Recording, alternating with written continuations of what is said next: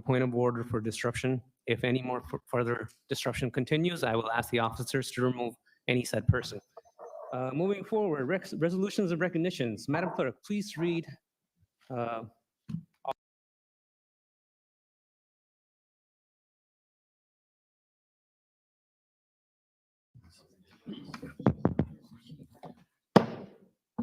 Calling the regular meeting Wednesday, June 26th to order. The time is 7 p.m.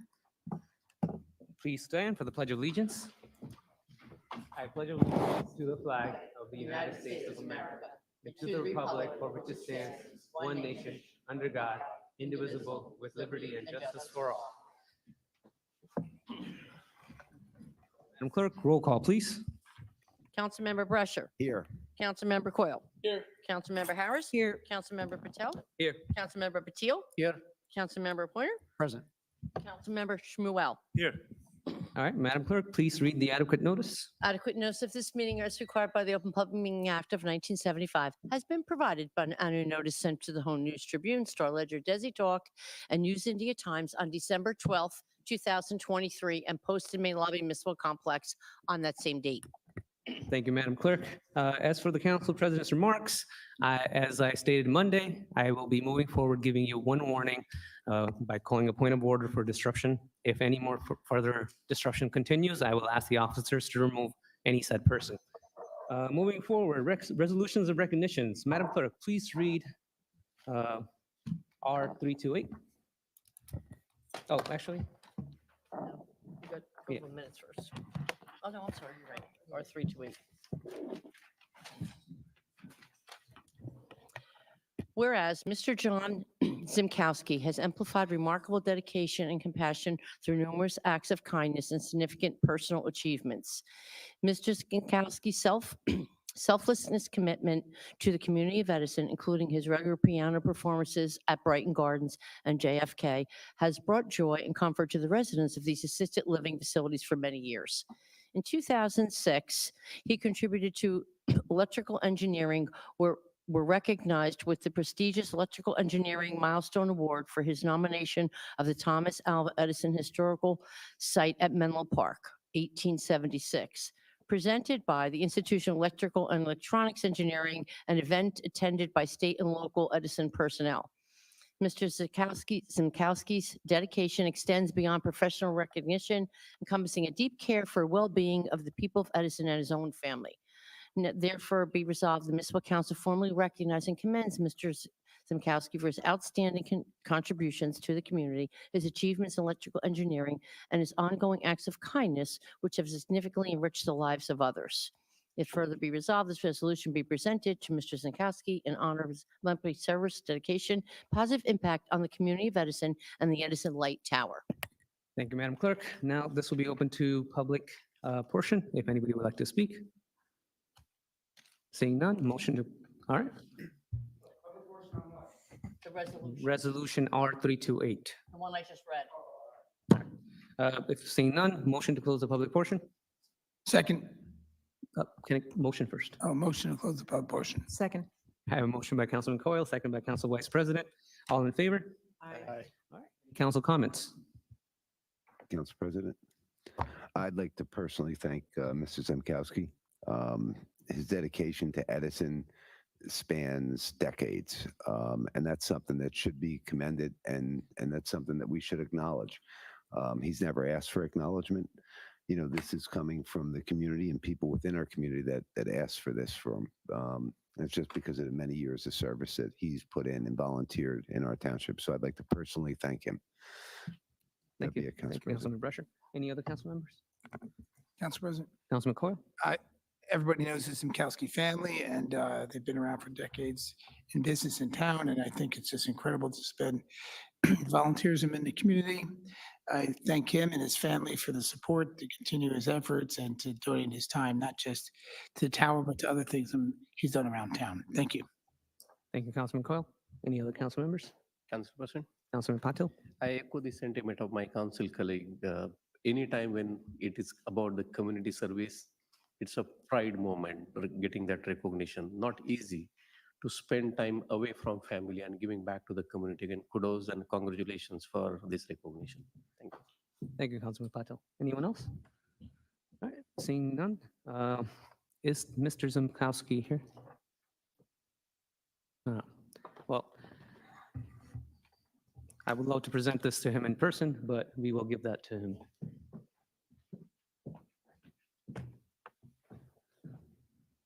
All right, Madam Clerk, please read R329. Oh, sorry. Motion to adopt. Motion to adopt. Second. All right, motion by Councilman Patel, second by Council Vice President. Madam Clerk, roll call, please. Councilmember Brescher, Yes. Councilmember Coyle, Yes. Councilmember Harris. Yes. Councilmember Patil, Yes. Councilmember Pointer, Yes. Councilmember Shmuel, Yes. Council President Patel. Yes. Madam Clerk, please read R329. Whereas Mike D'Amato, better known as Mike, is dependable, demonstrated a pillar of excellence in his role as broadcast communication manager. Starting his 20-year career with Yeah, Edison Jersey's TV in right there. June He's of sitting up front. 2004, Mike was one of the original employees of the TV station. In May of 2005, Mike became a full-time employee of the township. Mike has an extensive background and a lifelong love of television and video and theater. He obtained his bachelor's degree from Rutgers University, Newark, in theater arts with a concentration in television production. Member of the Alpha Pi Omega and chapter Quarrel, he started in many theater productions at RU Center, Players Theater, and many other venues. Mike enjoys making everything work from the inside out, from script writing to event planning to editing to post-production. His skills include many types of editing, Photoshop, multimedia lighting, and writing music. Passionate about video, Mike has won many awards, including 2001 Hometown Video Festival Editor for Spaniel and Asean Live. What's wrong with her In nasty ass? 2007 Hometown Video Awards, Overall coughing Excellence up. in Government TV, and I'm not even 2010 gonna say it. Outstanding Video Jam Video Festival NJ on Stage News and Magazine format. Whereas he loves spending days off, relaxing at the Jersey Shore, appreciating new restaurants and old haunts in Monmouth and Ocean County, composing an experience with music and spending time with his wife, Beverly, and his puppies. He has thoroughly enjoyed the people and places he experienced while at Edison TV. Now therefore be resolved, the Municipal Council of Edison desires to recognize Mike's exceptional dedication, professionalism, and talent significantly enhance the quality of our broadcast. Thank you, Madam Clerk.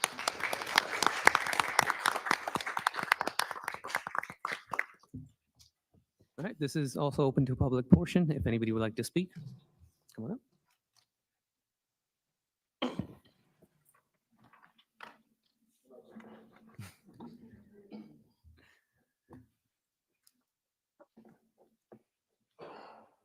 Hi. Yes, please. Howard Myers, 71 Calvert Avenue West. You're recognized. I will make this brief because I know we're the ones who have to render this tomorrow, so shortness is a good thing. I don't know how many Edison residents understand how fortunate they have been for the last 20 years to have Mike D'Amato at Edison TV. He is by far the most talented and gifted editor, videographer I have ever worked with. His vast knowledge, attention to detail, and willingness to do whatever he needs to get the job done right has benefited this township in countless ways. The production values he brought have made our programs more professional and watchable than many other local outfits, and I have seen many.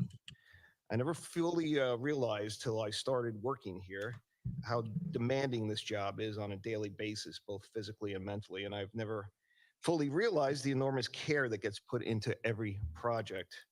But thanks to Mike, I do now. And this is a town that never sleeps, and there's always stuff to do. There's always shoots going on, and we are constantly busy. The station loses audio on a Saturday night, and it's fixed within hours. That was Mike. Equipment issues threaten to fail a meeting getting on by deadline, but it does. That was Mike. The last second request for a shoot in ultra bad, cold, hot weather, rainy conditions, that was Mike. Fixing others' mistakes, like mine, that's Mike. Making me look good, that's Mike. Making you look good, that's Mike. Commitment, that's Mike.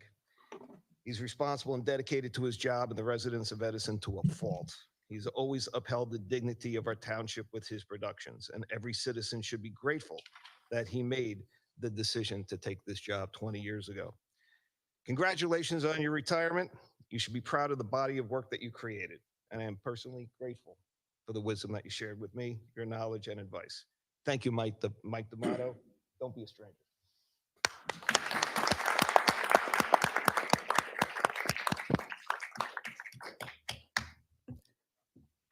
Thank you. Anyone else? All right, seeing none, can I get a motion to close the public portion? Motion to close public portion? May I have a second? Second. That's a motion by Council Vice President, second by Councilman Patil. Any council comments? Yes, Council President. Council Vice President? First of all, Mike, you had me at the word puppies. That's all I need to know. But you've seen a lot. You've seen a real lot. And because of you, we've seen a lot. The public has seen a lot.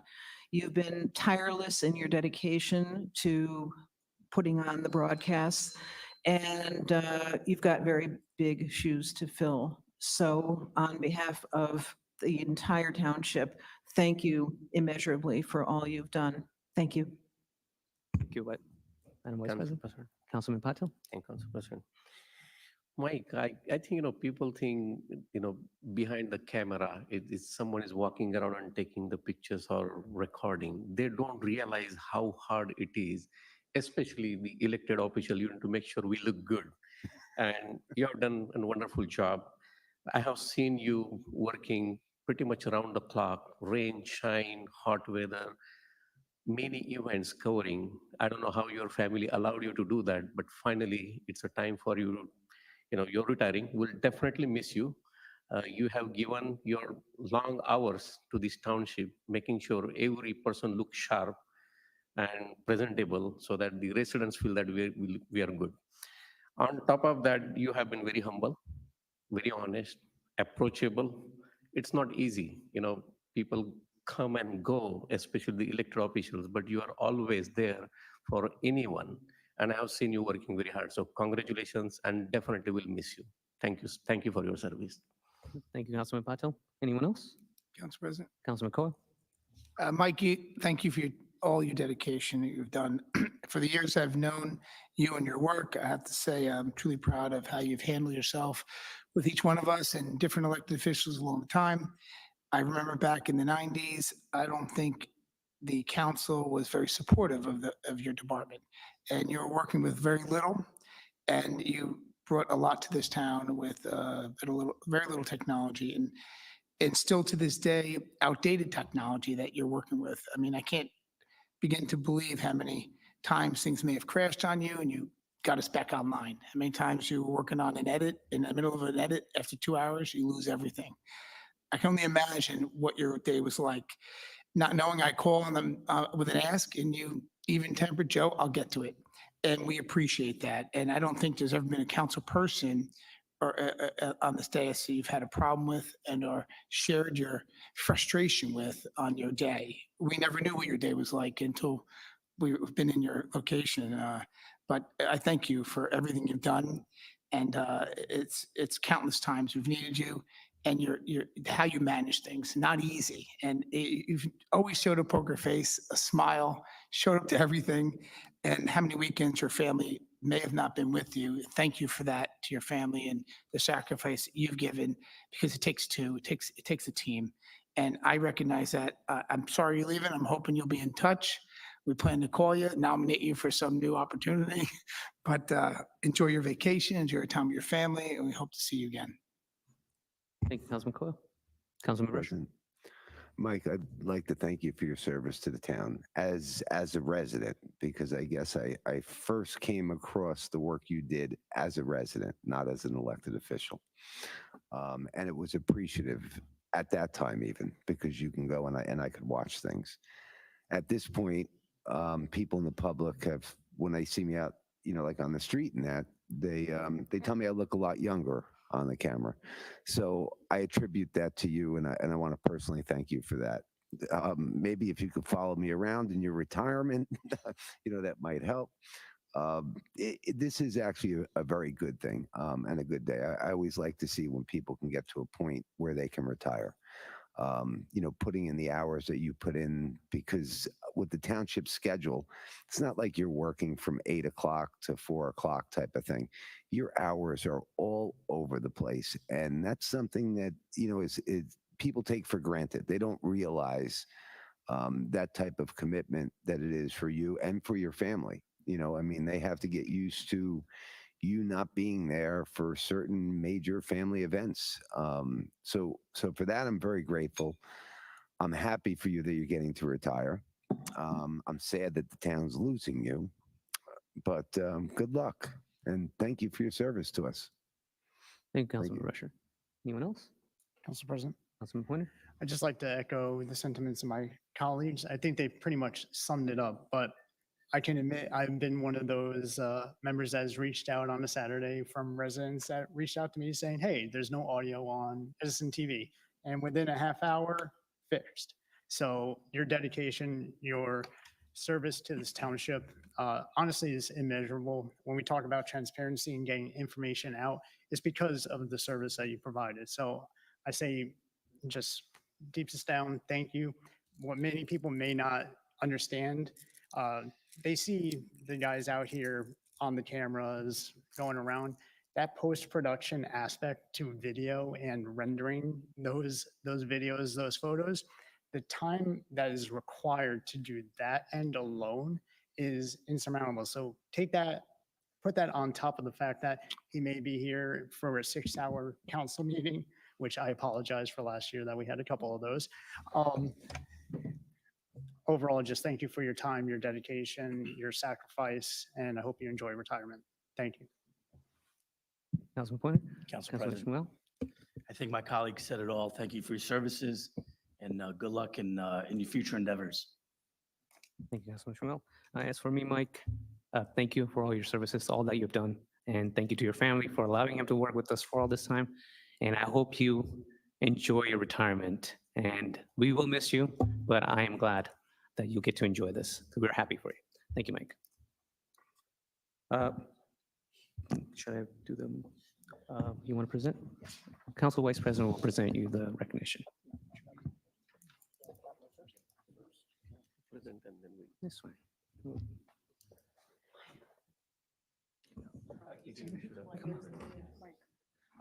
You can come up. Here you go.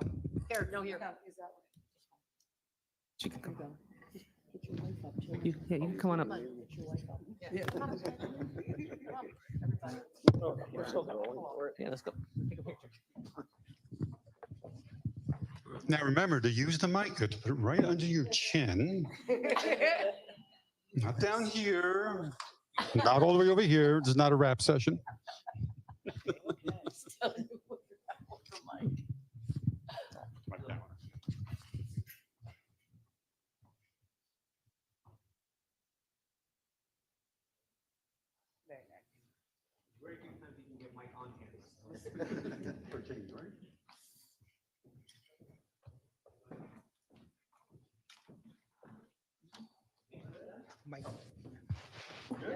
Yeah. Recording. You say a few words? Oh, what? Yes. Yeah, I'll say just very briefly. I think everybody everybody had to say was fantastic. Thank you so much. It is really deeply appreciated. And I want you to know that you're going to be in good hands with Howard and Rob Garner, who's in Greece right now on vacation. Hopefully he'll come back. You're going to be in good hands. Howard and I, believe it or not, both started exactly the same way in video production. TKR cable, commercial insertion, 5 million years ago. So you'll be in good hands. Again, Edison TV is all about promoting what's going on in the town and memorializing what's going on in the town so that people who were there can see themselves again. See how they did on camera, right? All you guys. You taught us a lot. There you go. And the people who can't make it out, maybe it's too hot out, maybe they're not feeling well. It's their chance to see, the departments here and the organizations in this town work really hard to put these events together. Choice of Recreation. I mean, I go on all day. Joe with the Chamber. These are great events, and not everybody can make them. So it's their opportunity to see what the town's doing for them. And hey, that's Edison TV's job. That's it. So I thank you all. Thank you very much.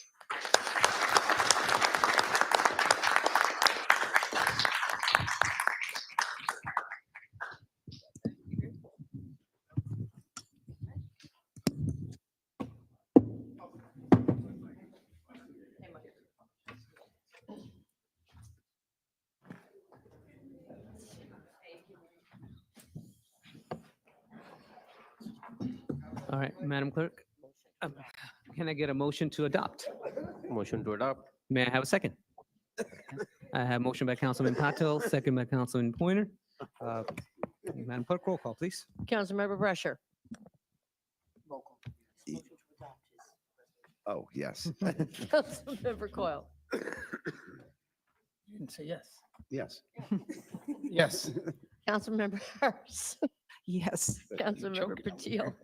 Councilmember Pointer. Yes. Councilmember Shmuel. Yes. Council President Patel. Yes. All right, we're on to number 6, approval of minutes. May I have motion to approve? Motion to approve? May I have a second? Second. I have a motion by Council Vice President, second by Councilman Pointer. Should I say now? Well, yeah, you can say it now. I And just HHS. wanted, to note that I was out on January 22nd June and 12th. June 12th. AJ, you were out on the 12th. Okay, Okay, so all in favor? all in favor? Aye. All in favor, okay. Fine. All right, moving on to number 7, 2024 calendar year municipal budget and solid waste budget. A, R330. We have to do it separately, right? Yes. Each resolution Okay. separately, and then the budget would have to open. Okay. Just gonna ask for. All right, can I get a motion to adopt R330? Motion to adopt? May I have a second? Second. That's motion by Council Vice President, second by Councilman Shmuel. Madam Clerk, roll call, please. Councilmember Brescher. Yes. Councilmember Coyle. Yes. Councilmember Harris. Yes. Councilmember Patil. Yes. Councilmember Pointer. Yes. Councilmember Shmuel. Yes. Council President Patel. Yes.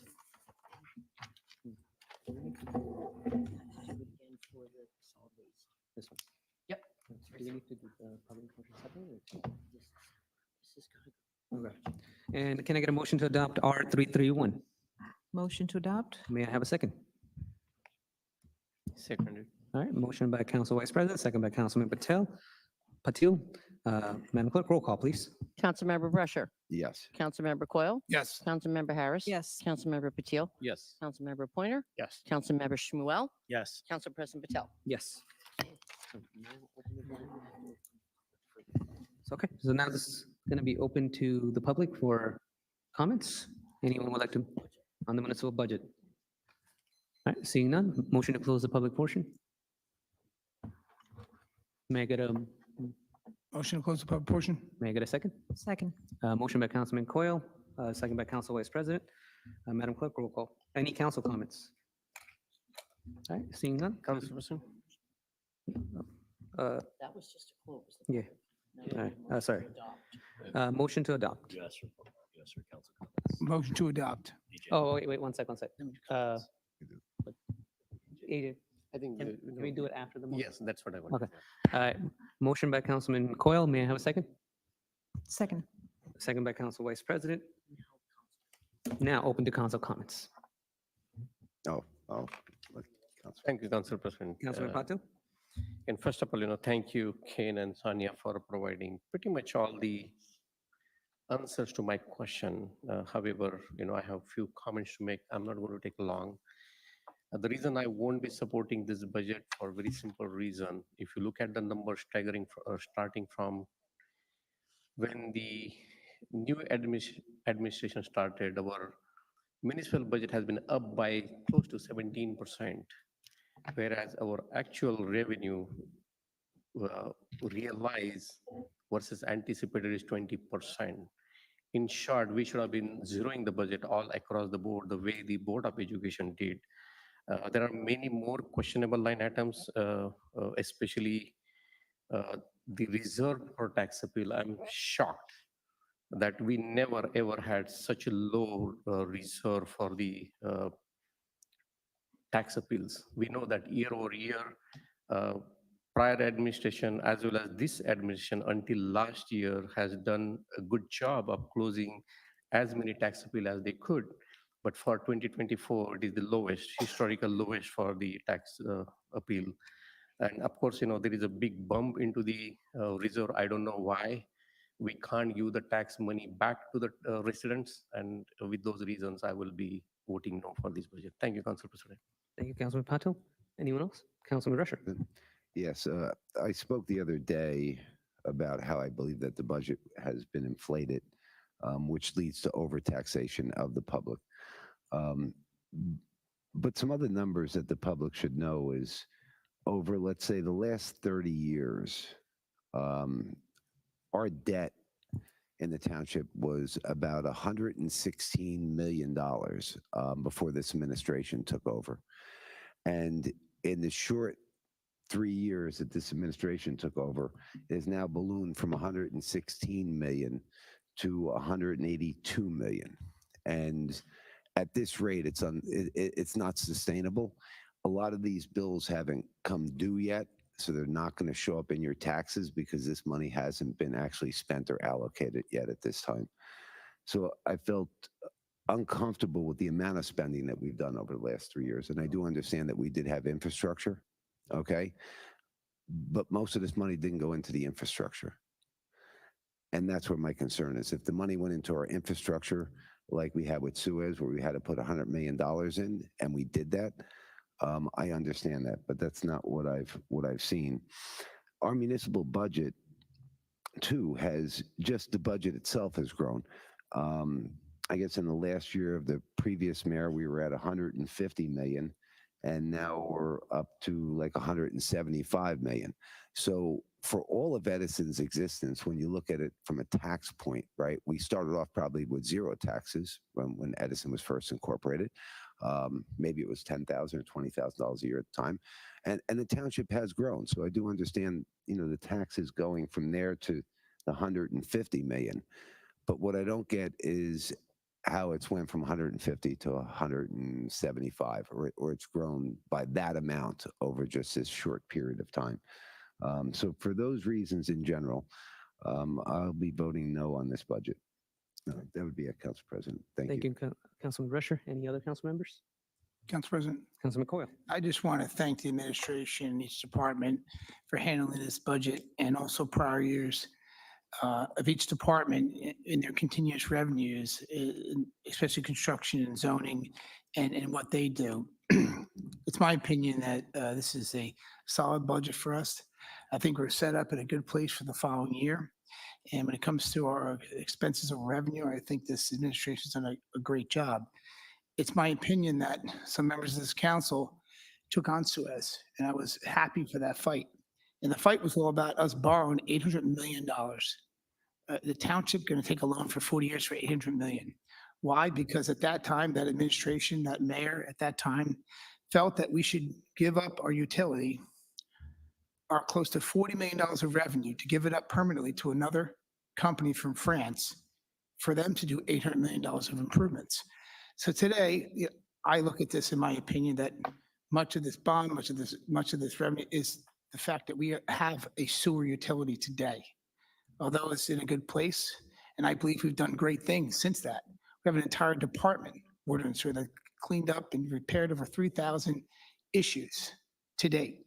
We have a full department, stone yard, garage, fully ready to dispatch for emergencies for this town, and I'm proud of that.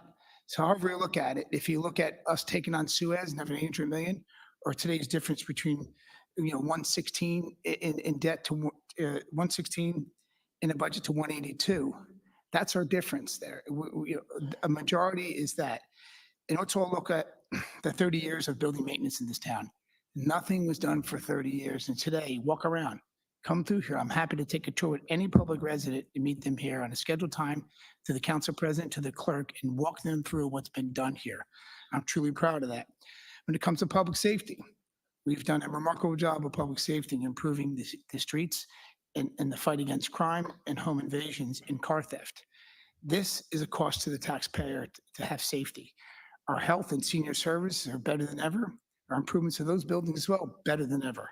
So we are at a tipping point of going from nothing being done to so much being done. So I'm truly proud of this council since day one, this new administration taking over and all the great things we've accomplished. Thank you, Council President. Thank you, Councilman Coyle. Any other council members? Council President? Councilman Pointer? Thank you, Council President. I will try to be brief, but I know there's been comments before that we did not elaborate enough on the budget, so please allow me a couple minutes just to go through my thoughts. First, just as a general reference, anyone that is interested as to how this budget will impact you, if you go online to the introduced budget, there is a user-friendly version. On page 10, there's a table which, based on your assessed value, will give you what the differential of this year compared to last year's taxes are. That will give you what the financial impact would be to you.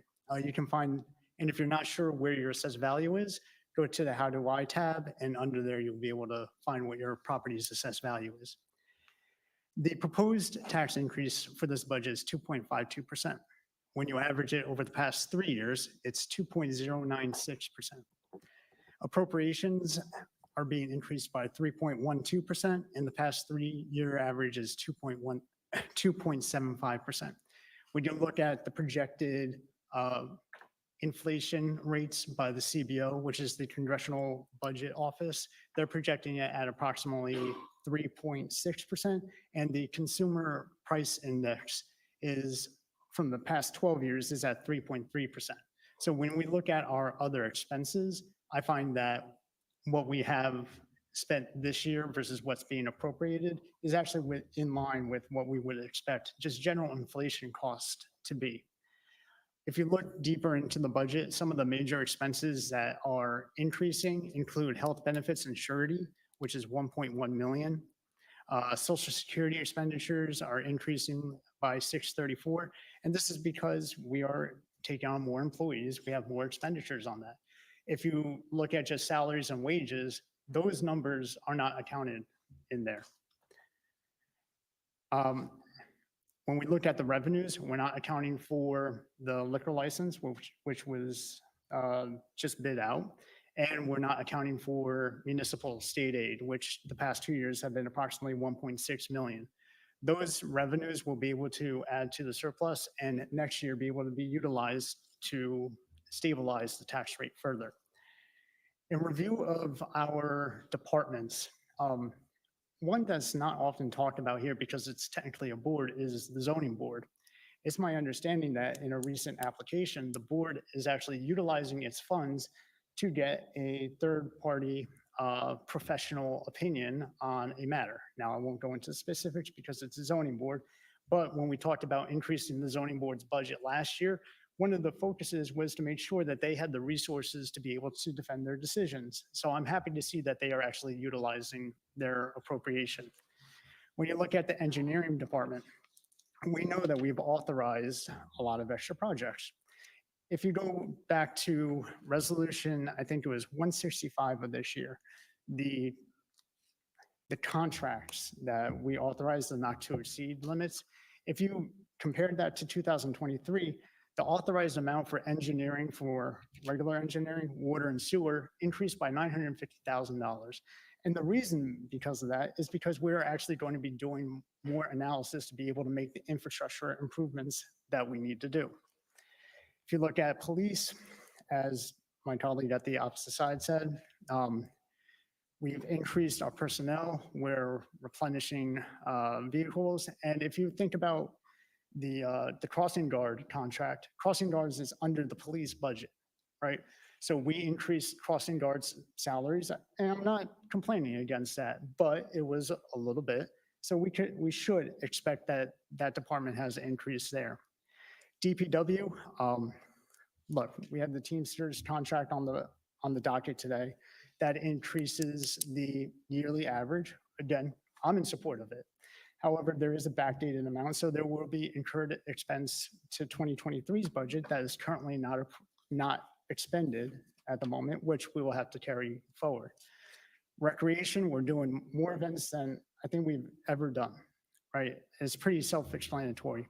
And I believe that these events have a substantial positive impact for the community at large. Additionally, when you look at projects like Stelton School, the Splash Park, the recreation building, we're going to need additional staffing levels in order for those projects to actually, at the end of the day, be fully successful. So we have to make sure that we appropriate accordingly to make sure that they're successful. Likewise, on the health department with the Toth Center expansion, we're going to need additional personnel to be able to situate that. And if and when the Edison light rail comes into operation, we will need additional labor to be able to man or woman or whomever those vehicles.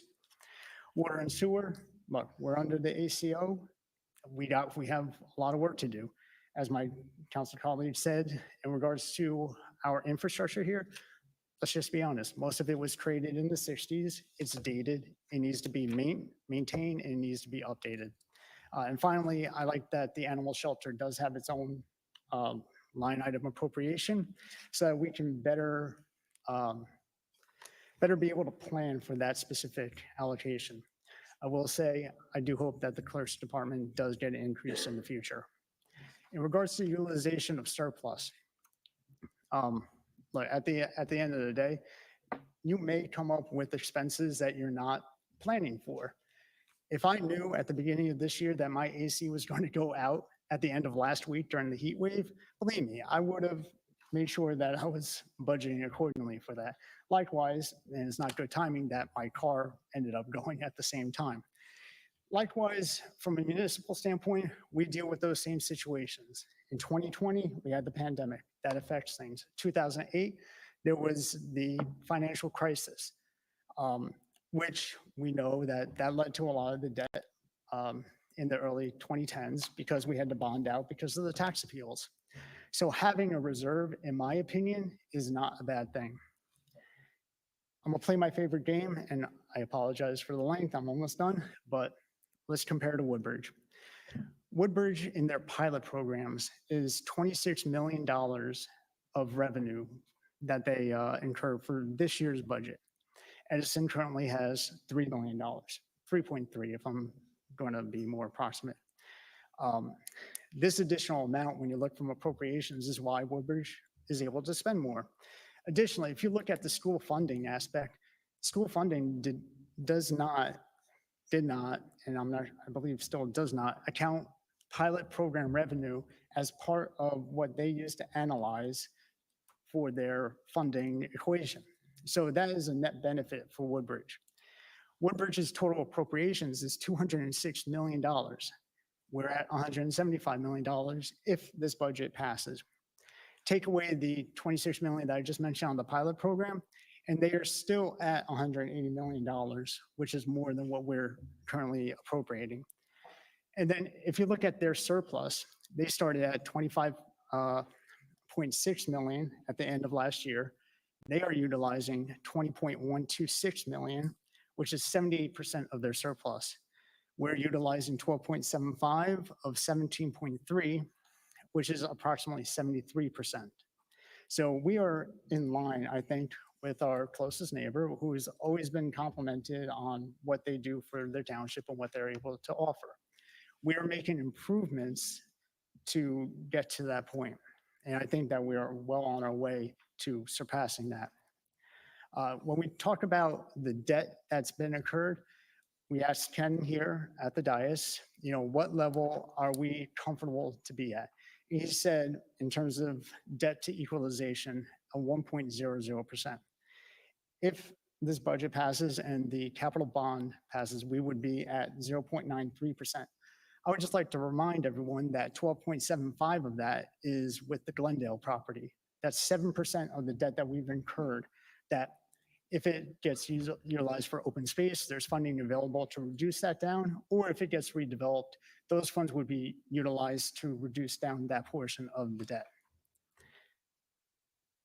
In regards to budget inconsistencies that's been brought up, look, in 2020, the budget was, from a tax rate percent, was increased 5%. From appropriations, it was 6%. I hate to say it, but that was during the pandemic. So if we're going to be criticized for doing this during economic upturn, let's just be real about it.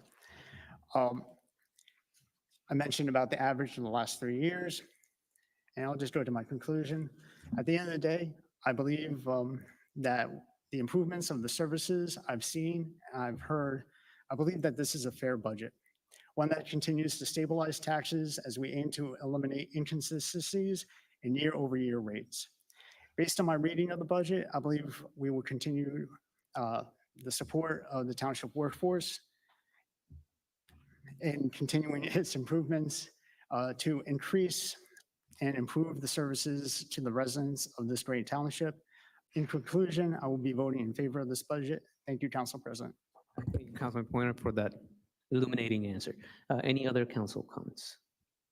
I'll go on the last, but Yeah, so I'm just gonna close this out before we do roll call. As for me, Council President, and I do have the comment. I thought I don't you- wanna go back and forth. I wanna just move on No, because we it have is plenty not of. like that. It is based on the comment I heard. You cannot give the misrepresentation to the taxpayer. And this is supposed to Councilman Patil, you're not recognized. I'm sorry. You cannot, Council President, you cannot take the roll call Have without you having already the Council President, the councilman. Councilman permission. Pointer, you are out of order. You can you are- ask the attorney. You cannot stop councilman. You have already spoken on this Doesn't subject. mean that I cannot speak again. I'm asking the permission to make Point the of comment. order, let the council explain. You've got it open for council comment. He's only spoken once. I think that if he has further comments on the budget, that you have to recognize him. Although, there is a concern about spending the next hour going back and forth. I can understand that, but I do think that you have to recognize him Okay. and allow him to speak. All right, Councilman Patil, you're recognized. Thank you, sir. This is my ninth budget, by the way.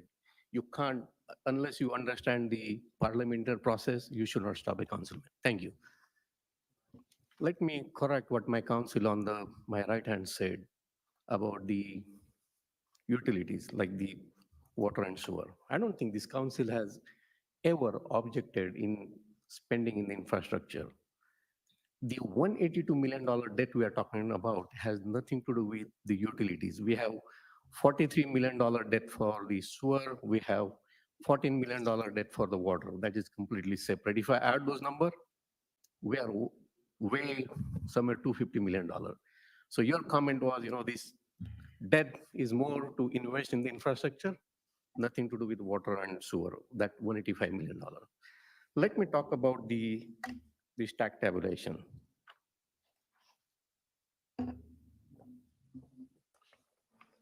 Councilman on my left-hand side, he said there is an inflation.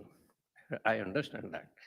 But if you look at what we budgeted versus what we realize, there is a big difference. If you look at the numbers, right in 2021, we realized $3 million more than what we budgeted. That's because of the inflation. The cost went up, our revenue went up. So that is already adjusted there. In 2022, $5 million, we realized more revenue than what we anticipated. In 2023, $11 million, not one, not two, $11 million. So in all, in last 3 years, we realized $19 million more than what we budgeted. That's your inflation. That's an adjustment toward the inflation. On top of that, this year, we are not telling the truth. What we are telling is, hey, our tax is going up by 2.5 or whatever that number is, but we did increase the property value. Now, if Ken would have been here, I would ask him, what is the net impact if you have kept the original property value? $1,000, what he mentioned, it is much more than $2.5 million. So let's be honest and transparent. My other thing is about the pilot, or let me go before that in terms of the departments. Yes, I'm very proud that all our departments are working very hard. They are doing a wonderful job. But that's a BAU. In terms of the revenue, in terms of the budget, we already anticipated what our expenses are. They're already budgeted there. It has nothing to do with inflation. What we are failing to do here is we are not using our current budget to improve the quality of life. We are borrowing the money to do the projects. Good to have projects, must to have projects, I get it. But where is that rest of the money that we are getting extra? Why we are not spending that on the quality of life related issues? The last thing, my council guys say, hey, my favorite, compare Woodbridge. Guys, don't ever go close to Woodbridge. The services they offer, the transparency they have, the way the government operates is very different than what we do in Edison. Look at that. Do they get the flashy magazines? Do they have the PR firm? How their council works? How their projects works? Why the pilot works in Woodbridge? Why this admission failed to bring the pilots? I know the Councilman Coyle, we have done quite a few pilots in past. So we should, in fact, we are saying that we failed to bring the pilots in this town, rather than saying, hey, Woodbridge does this pilot, that's why they have more money. Yes, Mayor McCormick does a good job. He works with the Board of Education. He does the pilot project, but he pays back to Board of Ed. He built the free schools. He built the schools without bonding the money. What we have done in this town? Nothing. So let's not go and say that, hey, we are super smart. We are doing the right thing. We are spending the money at the right places. Guys, what I feel is, for the taxpayer standpoint of view, if you look at average taxpayer point of view, from 21 to 24, if you look at your net tax increase, it's more than 6%. Let's be honest. And I'm saying, if it's done, just acknowledge, yes, we need that money, say that, right? But because our economy is growing, we are getting more tax revenue than what we anticipated or what we budgeted. We are moving that money to surplus, and I agree, we need to have the more money to the surplus, but I completely disagree not having the enough money for the tax appeal at the same time. So where we stand in terms of balancing our budget. So let's not say, and pat our back saying, hey, we have done the wonderful job. This council holds the responsibility. We need to do our own due diligence. In fact, we couldn't.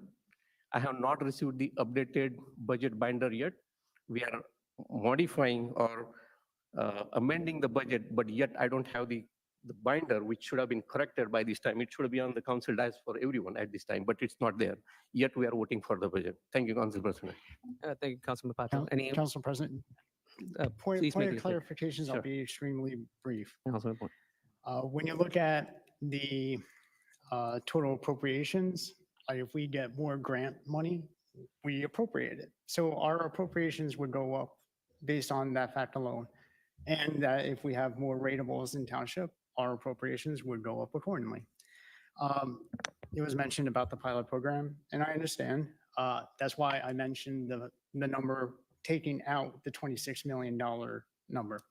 And finally, in regards to what I said about the inflation aspect, I specifically started by detailing other expenses, utilizing what we actually expended in 2023 and applying what the figured inflation would be, which if we spent 49.3 last year, we would expect to be around the 50.8 that's currently appropriated under the departments.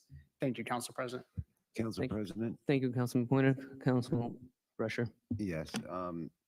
Councilman Porter did make a point that if we were to receive $40 million in grant money, it would have increased our municipal budget by $40 million, and we would spend that $40 million. But the way that he phrased it made it seem like that's why the budget went up. But if you were to take out the grant money from 2020, when the last mayor was here, to now, we've still increased it over $20 million, right? So if I said it was 25, 22, 25, what I'm saying is over 3 years, that exponential increase is just a bit too much for me to accept in such a short period of time. Without getting direction from the administration or the mayor to tell us what his goals and those are. And this will get, I'm going to go back into that when we get to the bond that comes up. And I'll tell you why I'm disappointed in the bond. But it goes to the same thing where it's not like we have a plan. There is no plan that this administration, this mayor has. There is no plan. He has not shared it with the council. Nobody here knows exactly what he's building or what he's doing. We still don't know whether there's basketball in the Jets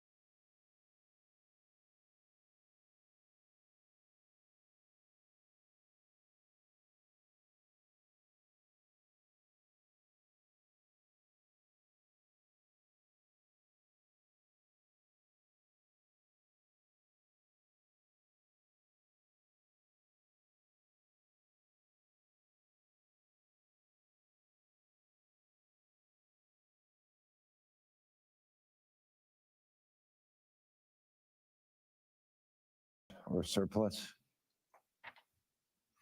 This came up when we were going through it, and what I was looking for was for the administration to amend, the two, so we didn't need to go out for such a large bond with that. Since I didn't see that change, I don't feel comfortable in voting for the solid waste budget either. That would be it. Thank you, Council President. Thank you, Councilman Brescher. Any other council members? Council President, I just have one question. Councilman Patel? Yeah, is this next ordinance that we have for 1.4 million, is that already included in the solid waste budget? Is that the question? Yes, okay, perfect, thank you. And this purely deals with our sanitation department, that's correct? Any overlap with DPW or anything with the sanitation budget, solid waste budget? Do Is- you mind repeating the question? Is there any overlap in terms of expenses with the solid waste budget with DPW, which is part of our municipal budget? Any overlap? Because it is under one umbrella. There are some services that are associated with it, so. Okay. Is there, again, I don't need today, but is there a way to quantify the service and its cost impact between these two departments? And we can have that afterward, but just want to understand what is the cost impact. The reason is it does impact the public and private garbage districts if there is an overlap, because DPW is across the town, whereas the garbage pickup is only very specific to the section. But I don't have any other question other than that. Thank you, Council President. Thank you, Councilman Patel. Any other council members? All right, seeing none. Madam Clerk, roll call, please. Motion to adopt. Oh, sorry. May I get a, I think we did that. We're done. Councilmember Brescher, No.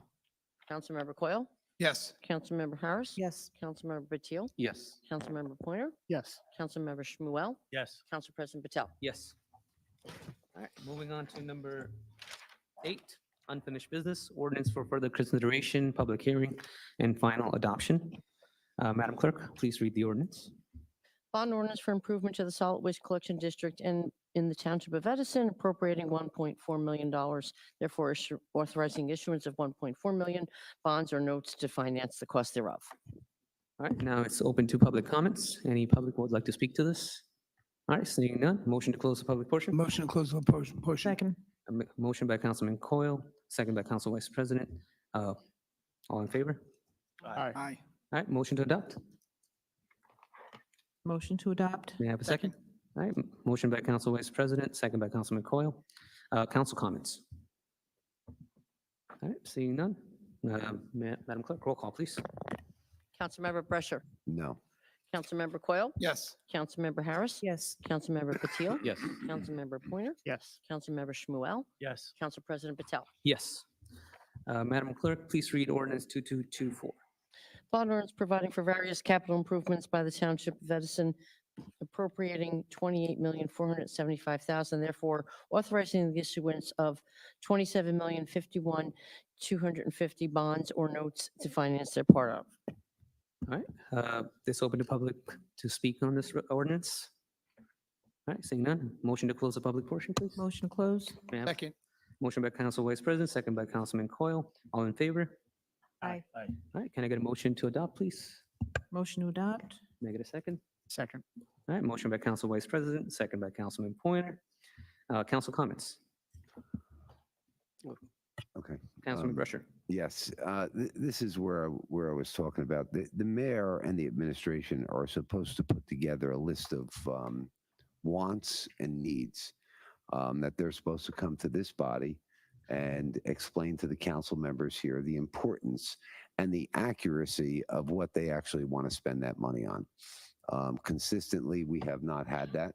What has happened is they've come up with what their vision is, but then they change things along the way. And this has happened numerous times. And in this bond ordinance, I don't know if anybody remembers back a few weeks, it was a $29 million bond, not a $28 million bond. But in that bond, we were going to purchase the J Dynasty for what I don't know, but it was a $5 million purchase. That J Dynasty came out of this bond. Therefore, this should be a $24 million bond, just using general math.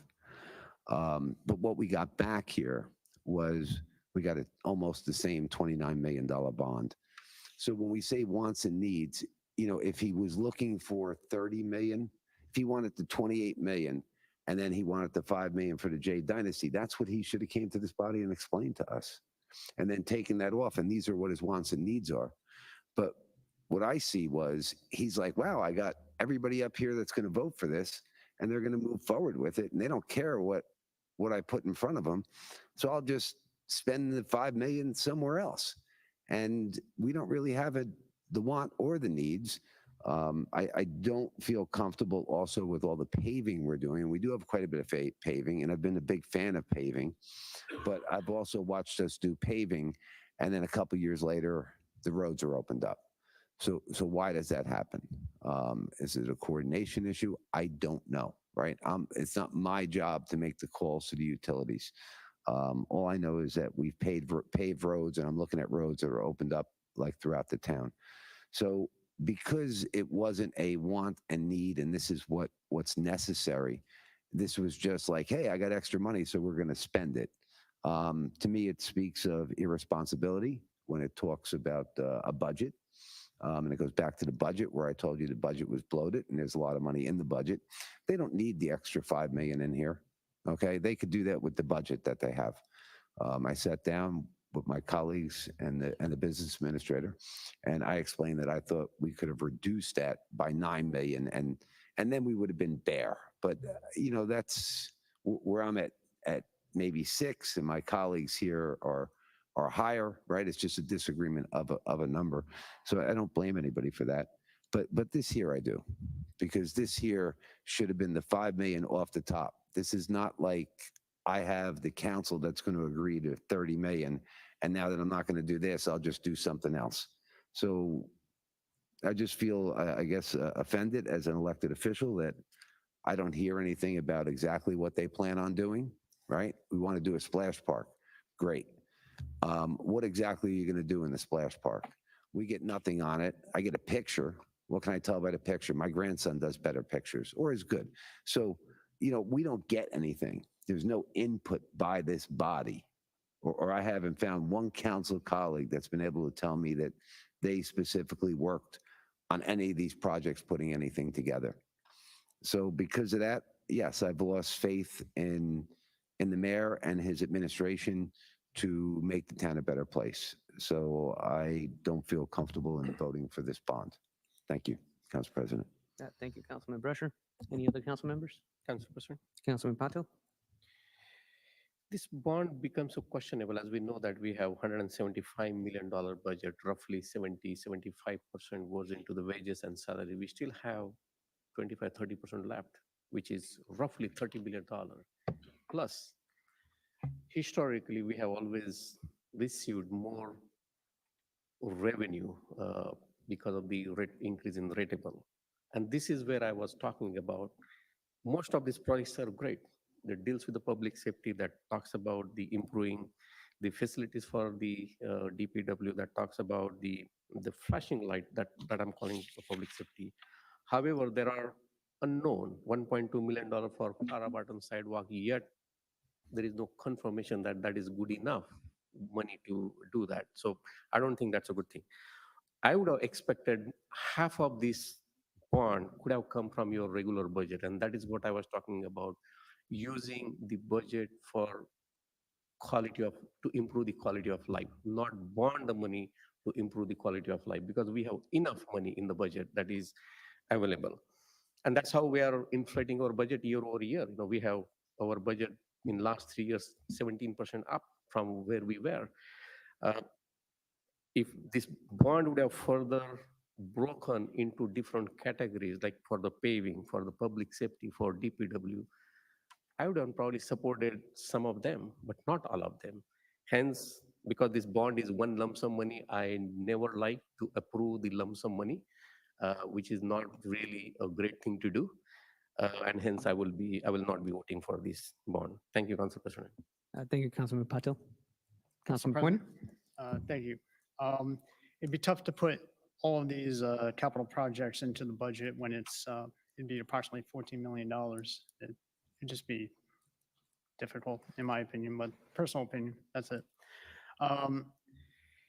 In regards to the game plan of the bond, I mean, we all received a budget binder. In there was a capital improvement plan that laid out on each of the items what the anticipation was.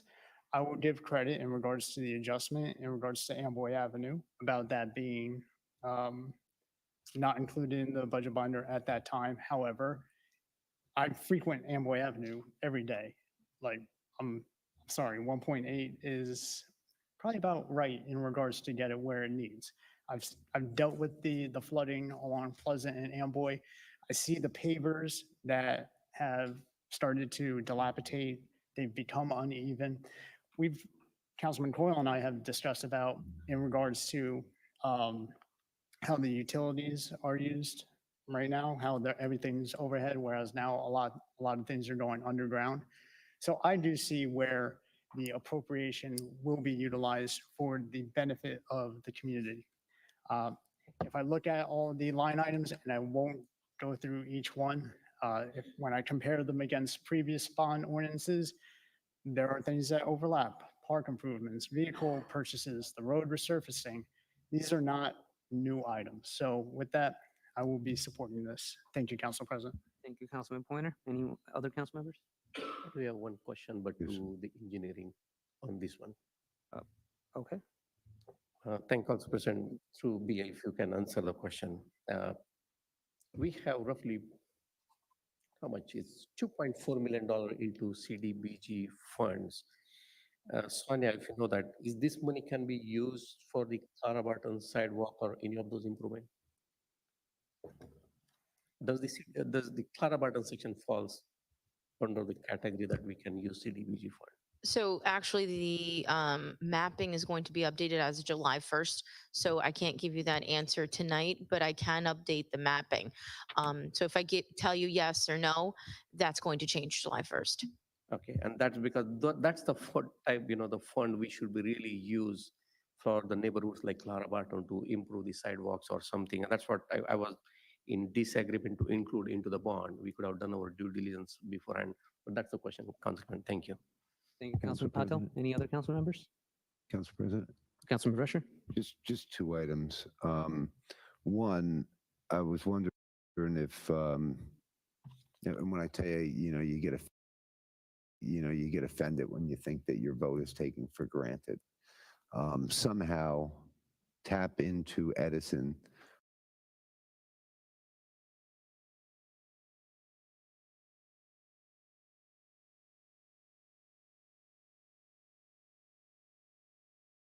local paper. This morning I woke up to the Edison Council approves a $28.5 million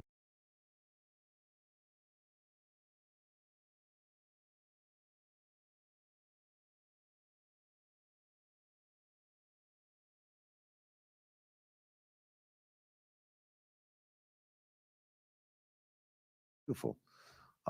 So I disagree with my colleagues that basically we don't need to maintain things. We just need to rebuild everything.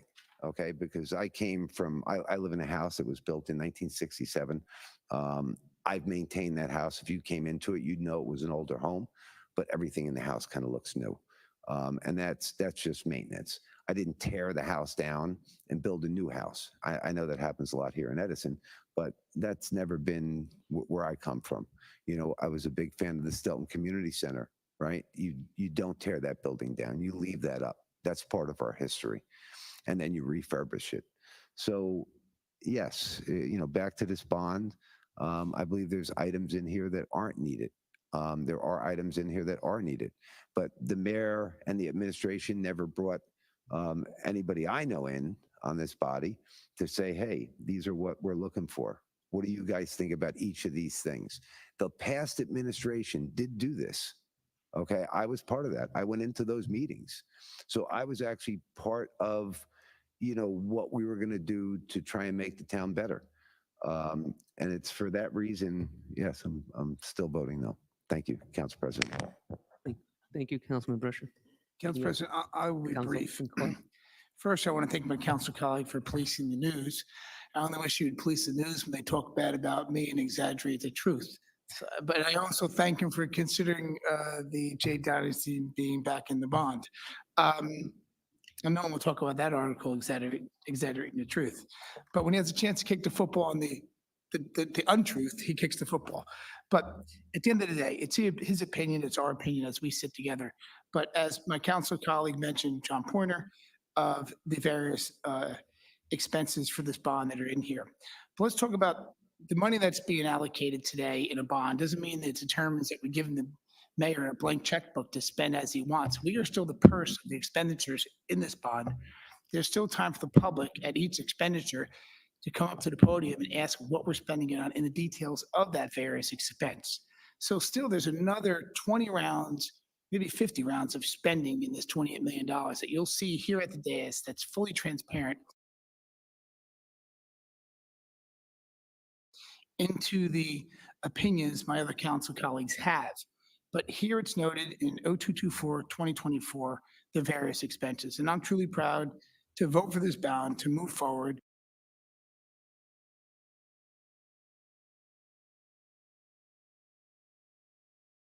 And bring this town into an area that's never been before and improve so many things that haven't been touched in decades. Thank you. Thank you, Councilman Coyle. Any other council members? All right. As for me, I clearly see a need. There is need for public events. There is need for improved fire equipments for fire safety. There is a need for traffic calming for residents. There is a need for improved roads. There is a need for pedestrian safety.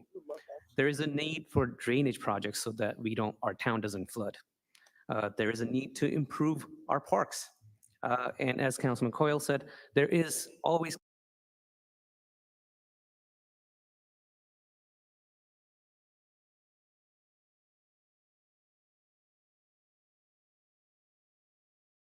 control. This body always has control over the spendings. This is just a credit. Essentially, they'll still have to come back to us if they want to use this money.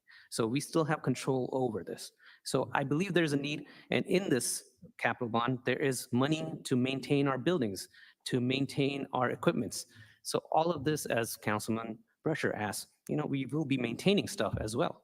So I am in favor of this ordinance. And with that, Madam Clerk, roll call, please. Councilmember Brusher. No. Councilmember Coyle. Yes. Councilmember Harris. Yes. Councilmember Patil. No for moderate. Councilmember Pointer. Yes. Councilmember Shmuel. Yes. Council President Patel. Yes. Moving on to number 9, new business, proposed ordinance, public hearing set down for Wednesday, July 24th. Madam Clerk, please read ordinance 2225. An ordinance amending the 1000 Inman Avenue redevelopment plan in the township pursuant to local redevelopment housing law NJSA 40A:12A-1. All right, may I get a motion to introduce? I move this ordinance be passed on the first reading, published according to law for further consideration and public hearing set down for Wednesday, July 24th. Is that correct? May I have a second? Second. All right, motion by Council Vice President, second by Councilman Patil. Any council comments? Yeah, Council President, Council, just Council Vice want to verify that this is the development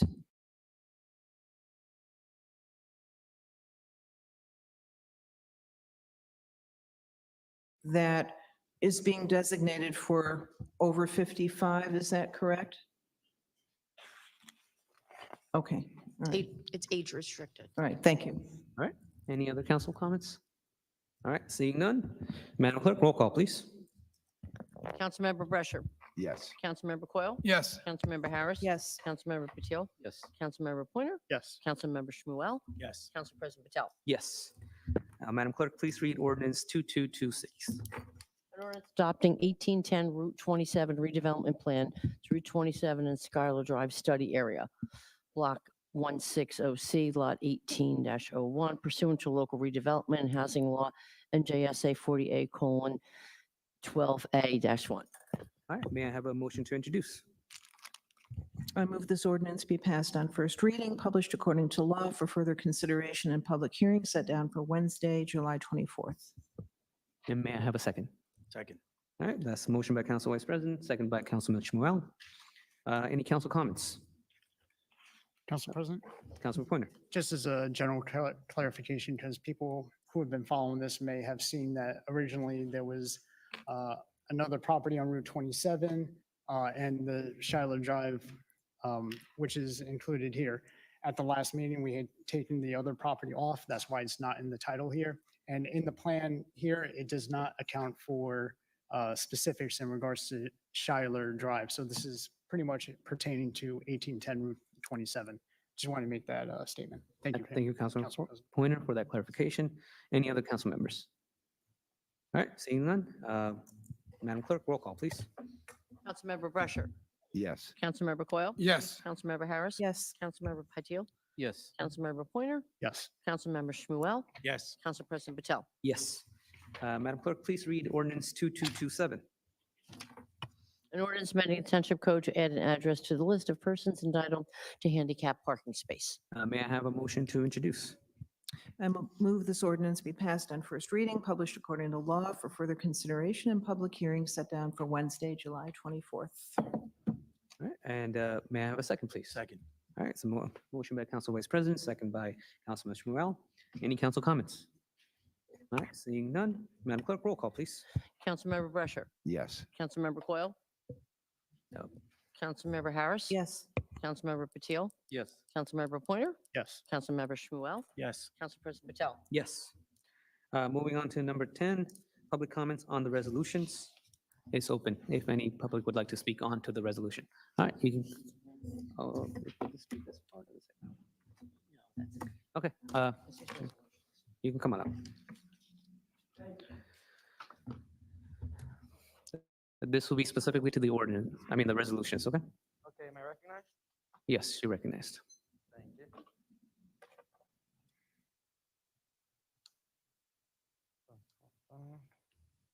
you. I'm against all the resolutions.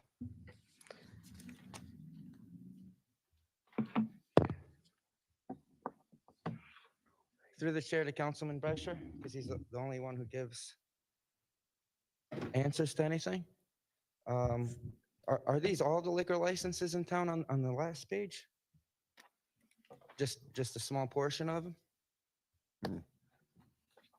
Okay, through the chair to Councilman Brescher, I just don't understand how they keep renewing these. I don't have a problem that they're renewing them, but when they need money, they now sell liquor licenses. They started at 800,000, and we still don't have any marijuana stores, Councilman Brescher.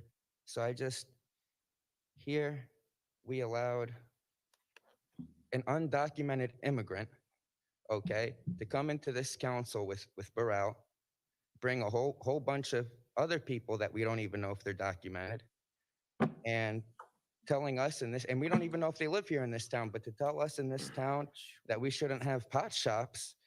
But through the chair, I am talking because I'm about to get back on this now. The council president is constantly awarding these liquor licenses. So, I mean, we all know marijuana is safer than alcohol. A lot of us either have family members or ourselves. It's very difficult to stop drinking alcohol, but so why do we keep?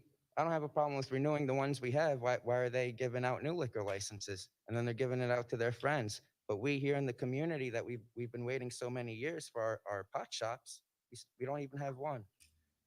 We're supposed to be generating revenue just from the taxes from these pot shops.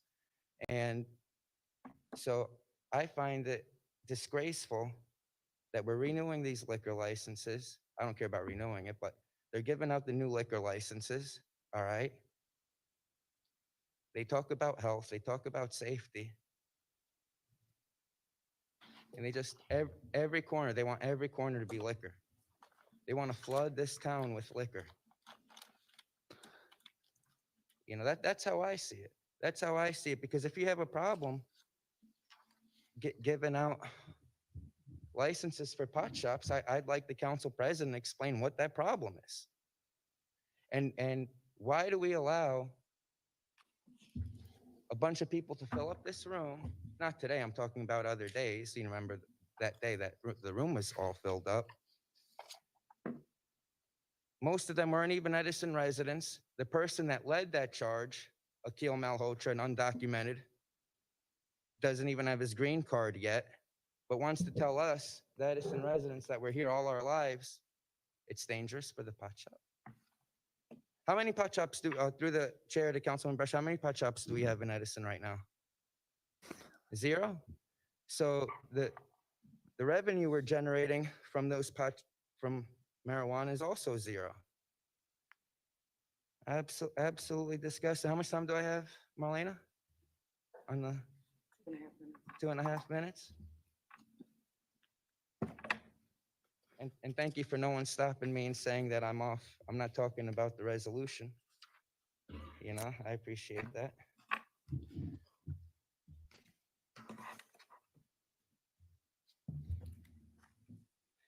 So not one of these are new licenses, it's all a renewal. They didn't stick a new one in here, right? All right.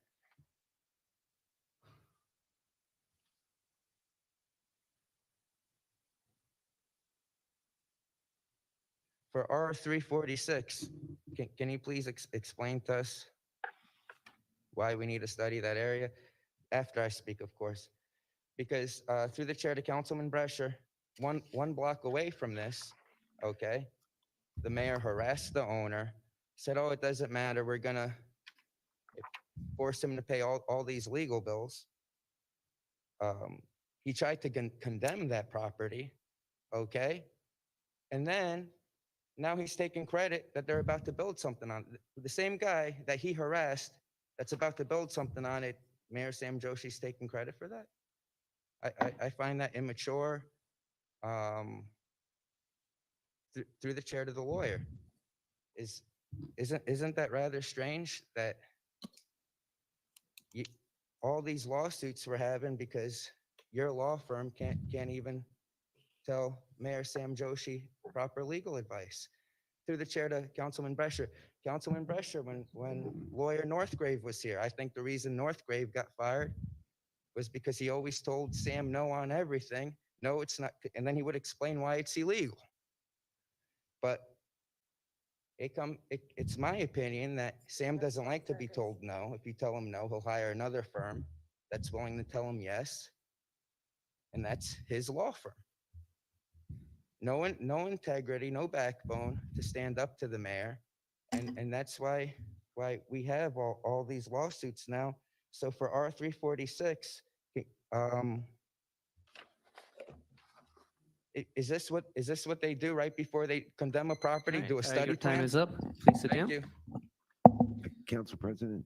Councilman Brescher. Yeah, it's just that was what we were talking the other day about the resolution and the ordinance, because we have to do it by resolution to then do the ordinance, correct? That which sends it to Hank to look at.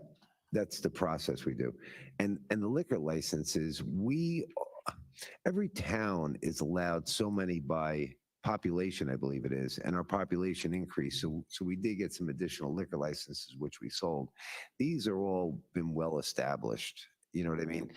And as far as the cannabis, we have approved a couple people. I know that I've voted on them. Why they haven't opened, you know, I can't tell you. They're looking for a different type of venue. There are venues available in the town. Maybe they don't have maybe they're looking to have that like little smoke shop thing where what they would really need to do would be like in a Raritan Center. It would have to be something quite larger, you know, and maybe they don't have the funding to do that. It'd probably be better for you to approach them and see if they would transfer that license to you, then, you know, if you can come up with the funding for it. That would be it, Council President. Thank you. Thank you, Councilman Brescher. Council President? Councilman Pointer. Just to clarify, in regards to who obtains any new licenses, we go through a bidding process. So it's whomever is the highest at that point, just to clarify. And I actually made similar statements during the previous round in regards to hypocrisy that we don't have marijuana in the township while we have liquor licenses here. So with that, and just as a point of clarification, while we approved the support from this body cannot authorize the license for any cannabis establishment. That goes through the state. So while we approve the resolutions of support, we do not have control over the actual licensing granting. Thank you, Council President. Thank you, Councilman Pointer. Any other residents would like to speak on the resolutions? All right, seeing none, can I get a motion to close the public portion? Motion to close? May I have a second? Second. All right, motion by Council Vice President, second by Councilman Coyle. All in favor? Aye. Aye. Any council member would like to pull any of the resolutions for a separate vote? Council President, Yeah, Council Vice President. pull 363. 363. Okay. Any other? 51. 351.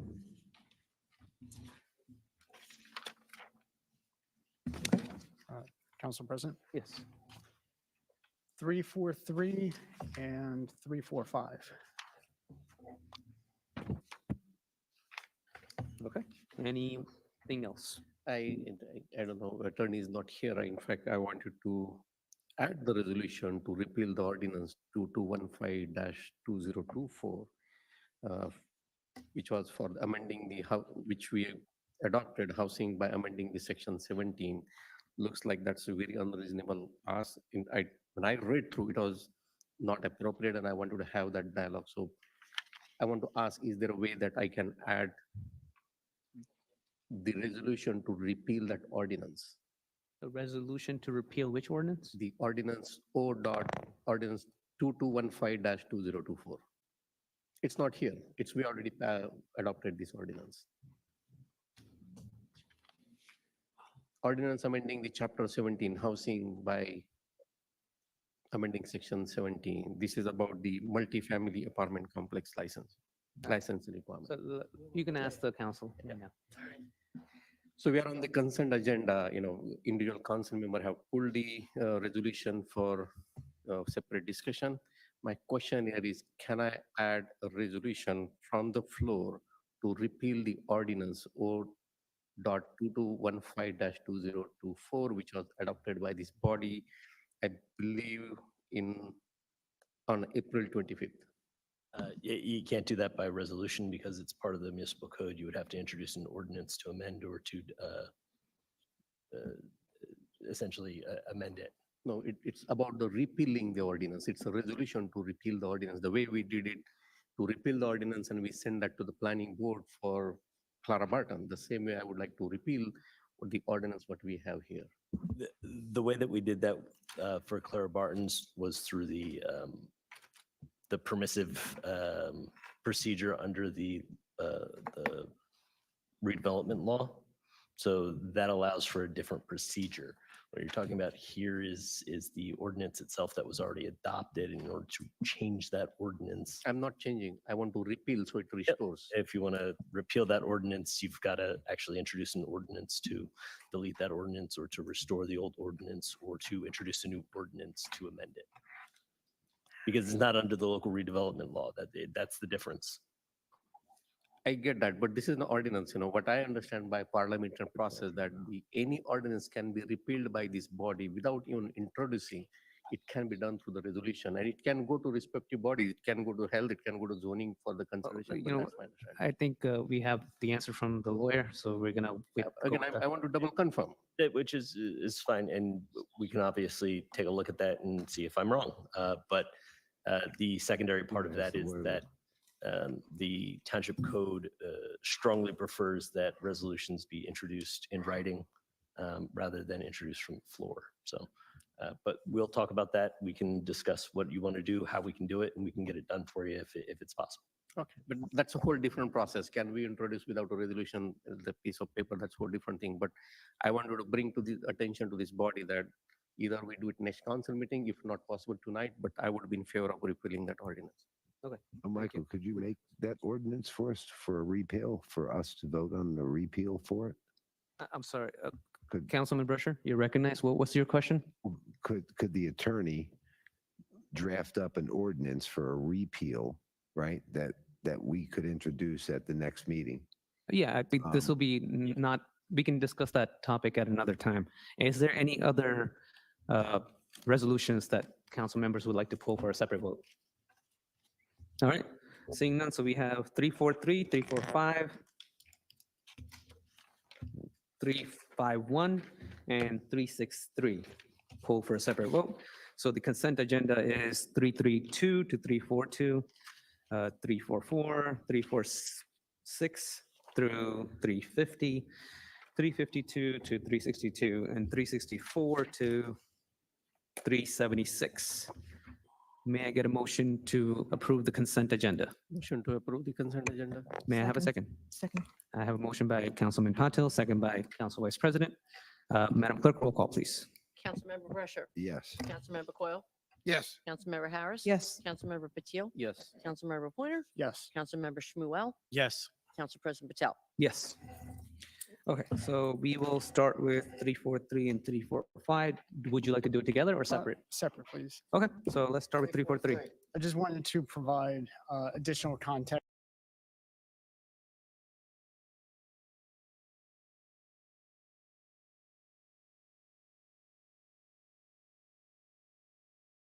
Because I know myself and the council vice president had questions at Monday's meeting. And to our attorney, please correct me if I mischaracterize any of our previous conversation. While the current property is a 4-bedroom unit, they have applied for zoning and construction to add a second floor, which would bring it up to the 5 bedrooms, which is why that answers our question about the 4 that we saw online versus the 5 that's before us tonight. My understanding is that the funds would not be released until that is completed and be able to be verified that there are indeed 5 bedrooms there, and that as part of that verification with the deed restriction, at that point, the funds would be released. So I just wanted to provide that clarification. If I misspoke or mischaracterized, please let me know. But with that, I'm okay with this. Thank you, Council President. Thank you, Councilman Pointer. May I have a motion to, President, I have the oh, you have a comment? Oh, sorry, Councilman Patil. No problem. I know I did ask for the 3 questions, Sanya. I know who owns it. This was on Monday. Is this approved by, is it within the FAR criteria? Because I don't know why we are rushing to approve something which is not approved by the zoning board. I understand that we will not There's- release the money, but So the backup that was provided to you on Monday, all of that was attached in terms of who the owner was and what they've done. What I did follow up with our department is that there was an application put in the zoning, so they've gone through all of the processes that they needed to in order to get to this point. is it approved application by zoning board? Yes, it is. Okay, then Yeah. let's solve the Sure. problem. Zoning, but yeah, okay. So with that, are we looking to approve number 343? Well, we need a motion to adopt. Okay, all right. Motion to adopt? Second. Okay, roll call, please. Councilmember Brusher. Yes. Councilmember Coyle. Yes. Councilmember Harris. Yes. Councilmember Patil. Yes. Councilmember Pointer. Yes. Councilmember Shmuel. Yes. Council President. Okay, That's the vote. all right, adopted. Okay, Councilman Pointer, 345?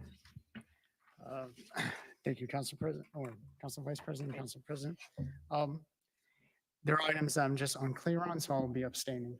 Thank you. Okay. All right, can we get a motion to adopt? Motion to adopt? Second. Roll call, please. Councilmember Brusher. Yes. Councilmember Coyle. Yes. Councilmember Harris. Yes. Councilmember Patil. Yes. Councilmember Pointer. Abstain. Councilmember Shmuel. Yes. Council President. is absent from the vote. Okay, adopted. 351. Who pulled, was that you, Rich. Councilman Brescher? Yes. 351? Yes. Okay. I gave my comments at Monday's meeting. Okay. All right. Very good. Can I get a motion to adopt? Motion to adopt. Second? Okay. Second by Councilman Pointer. Roll call, please. Councilmember Brescher, No.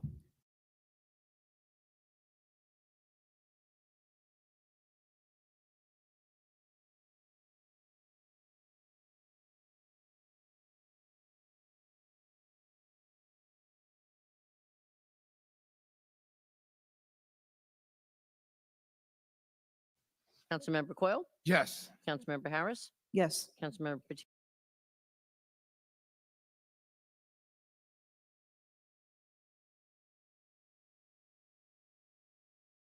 Patillo, Yes. Councilmember Pointer, Yes. Councilmember Shmuel, Yes. Council President Patel. Yes. Okay, moving on to R345.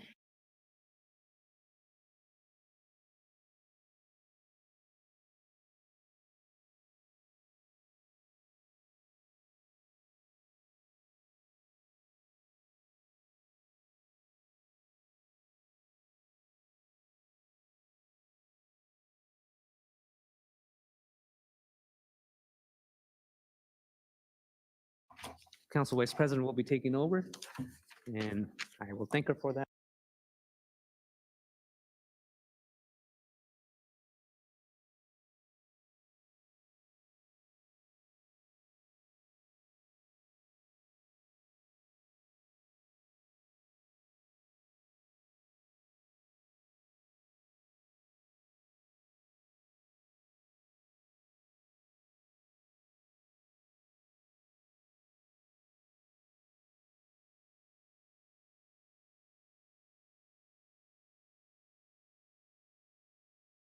But, okay.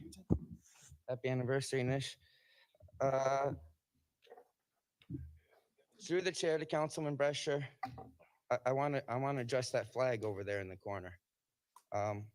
It's not the American flag, it's the maritime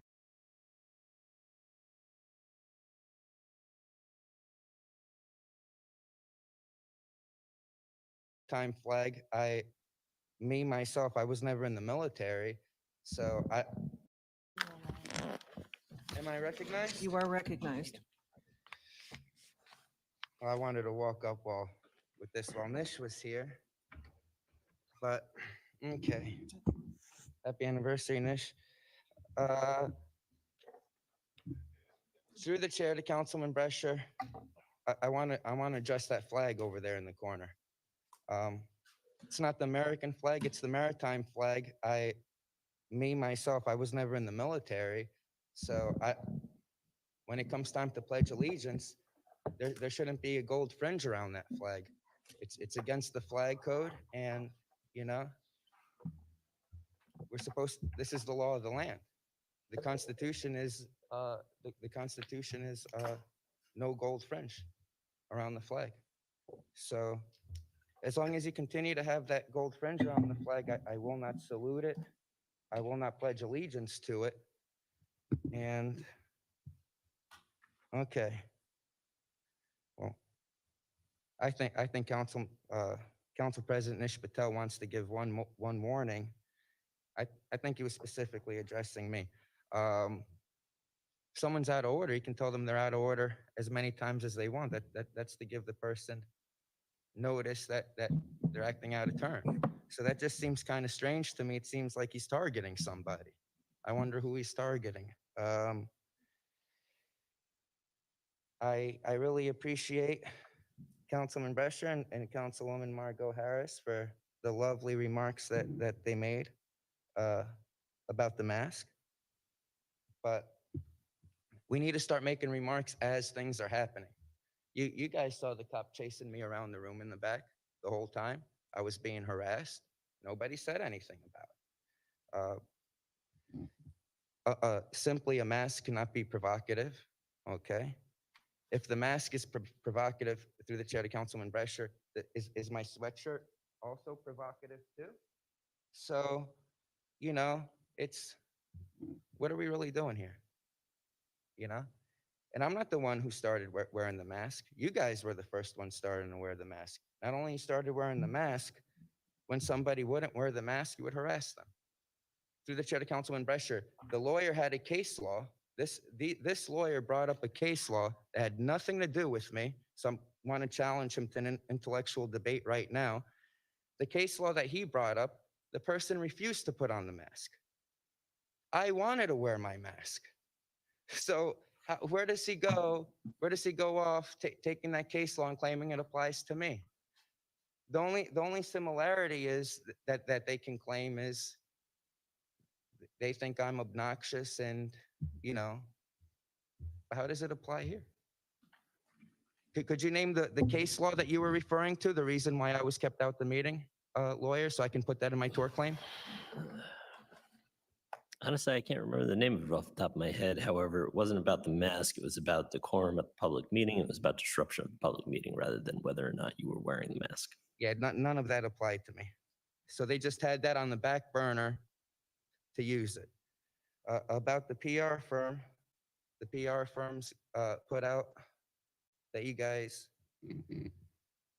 approved some kind of budget you hadn't yet approved. Through the chair to Councilman Brescher, do you think that this PR firm could also put out the fake news articles on me? Possibility. Possibility? Fake news that was put out. It definitely was fake news. It definitely was fake news. So that's all I have. That day it was very dehumanizing, very demoralizing. All of you on that day said nothing. The cops were chasing me around the back of the room. None of you questioned why was I being chased around the room. Why did I have a cop standing right here? I was standing over there by the camera. Why did he follow me across the room and just stand in intimidating posture? You know, I'm disgusted by that. I'm disgusted that the lawyer allowed all that to happen. There's no reason for it. And how much time do I have left? A minute and a half. A minute and a half. So at the very end, you know, all right, they didn't recognize my time to speak, but God forbid, 10 seconds or 20 seconds, 25 seconds, I just ask, what law? What law? And through the chaos, through the havoc, through the confusion that they like to create, I have to sit down right away without even out of order. Nobody ordered me out of order. Nobody slammed on their gavel. Other people who didn't have the floor then interrupted the meeting to order me out. What is this? What is this? Speaker has 1 minute. And anyone can explain what that is? You guys know people are allowed to wear a mask when they come in because you guys threaten people for if you didn't have the mask on that you'd remove them. So I mean, what's provocative about this? What's provocative about it? You understand? And through the chair to Councilman Brescher, I know this is the anonymous mask. Right away, they started creating this narrative that Guy Fawkes was some kind of religious extremist that went around blowing shit up. You understand? And they were trying to tie me in with this Guy Fawkes guy. I didn't even know who the hell he was. You know? So it goes to show you their motivation. It goes to show you their intent. If I was just some Indian kid, put on the mask, would they have harassed me the same way? I don't think so. I don't think so. Thank you, Anonymous. Anyone from the public here to speak? Sue?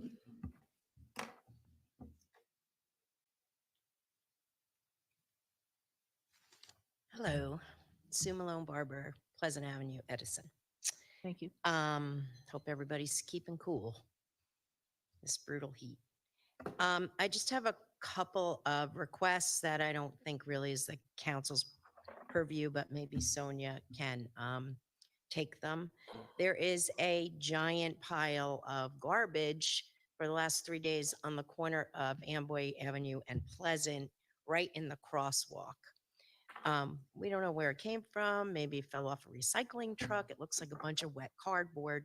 But anyway, if we could send someone out there, it's pretty big.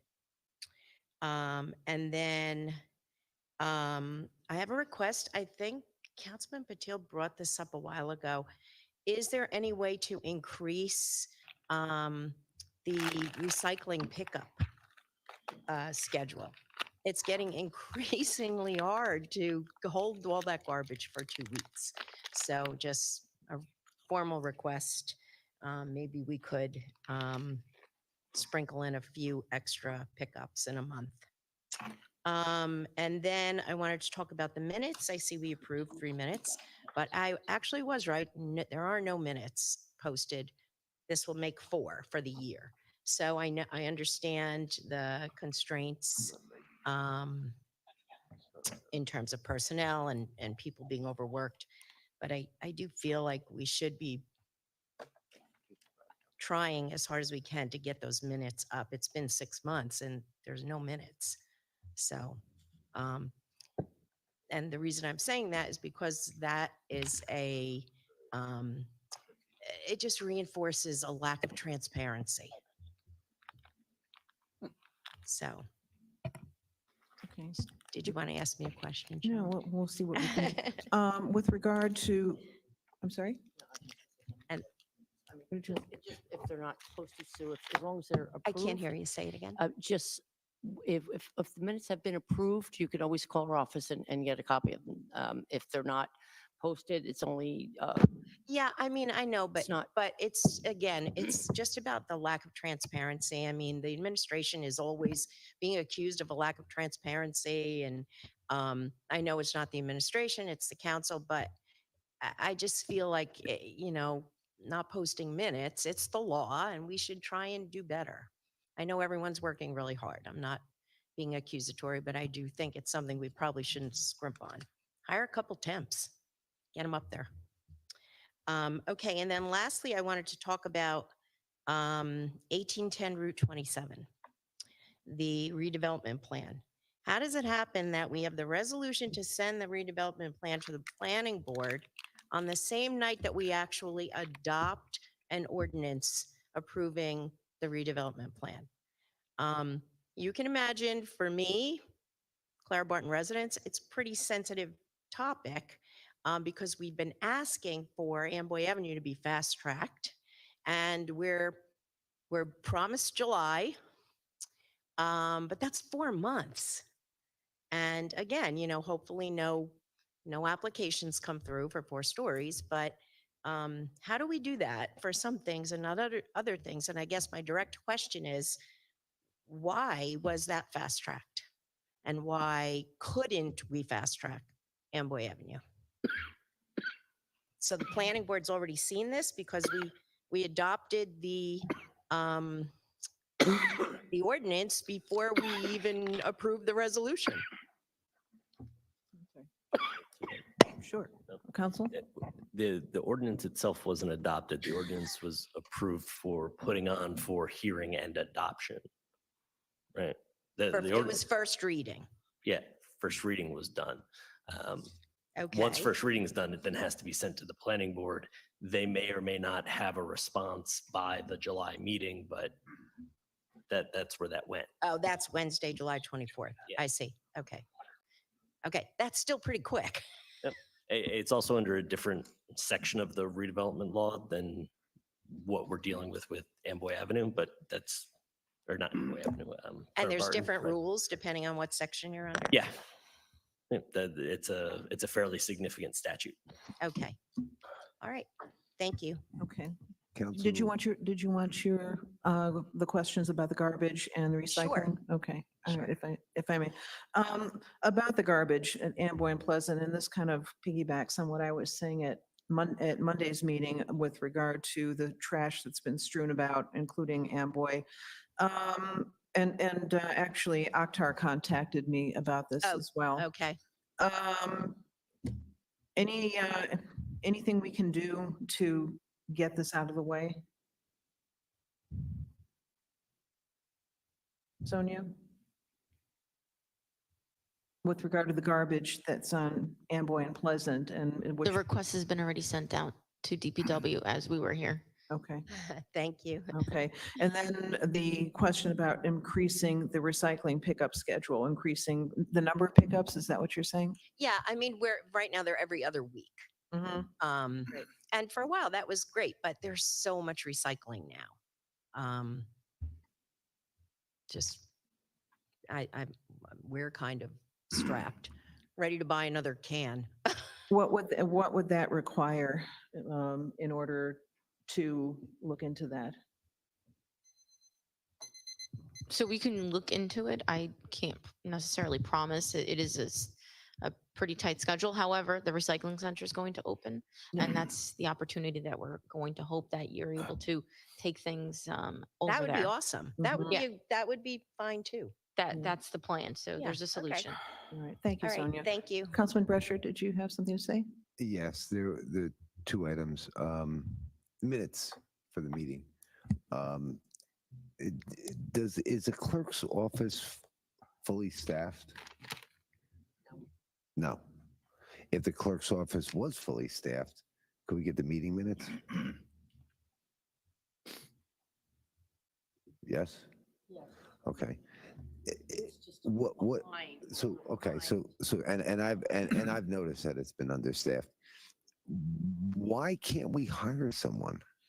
Is it like, do we need a special PhD to be able to do minutes, or like, what is the holdup? What's the process of hiring someone in the clerk's office? Because the clerk works for the council, if I'm not mistaken, and there's nobody on this council that would disagree with hiring someone. Is it that they don't put an ad out for people? I mean, there's a problem, right? There's obviously a problem. The public's came, they've spoken about it. And I don't know really the answer to where this is broken. So how does this get fixed? Council Vice President, if I may. So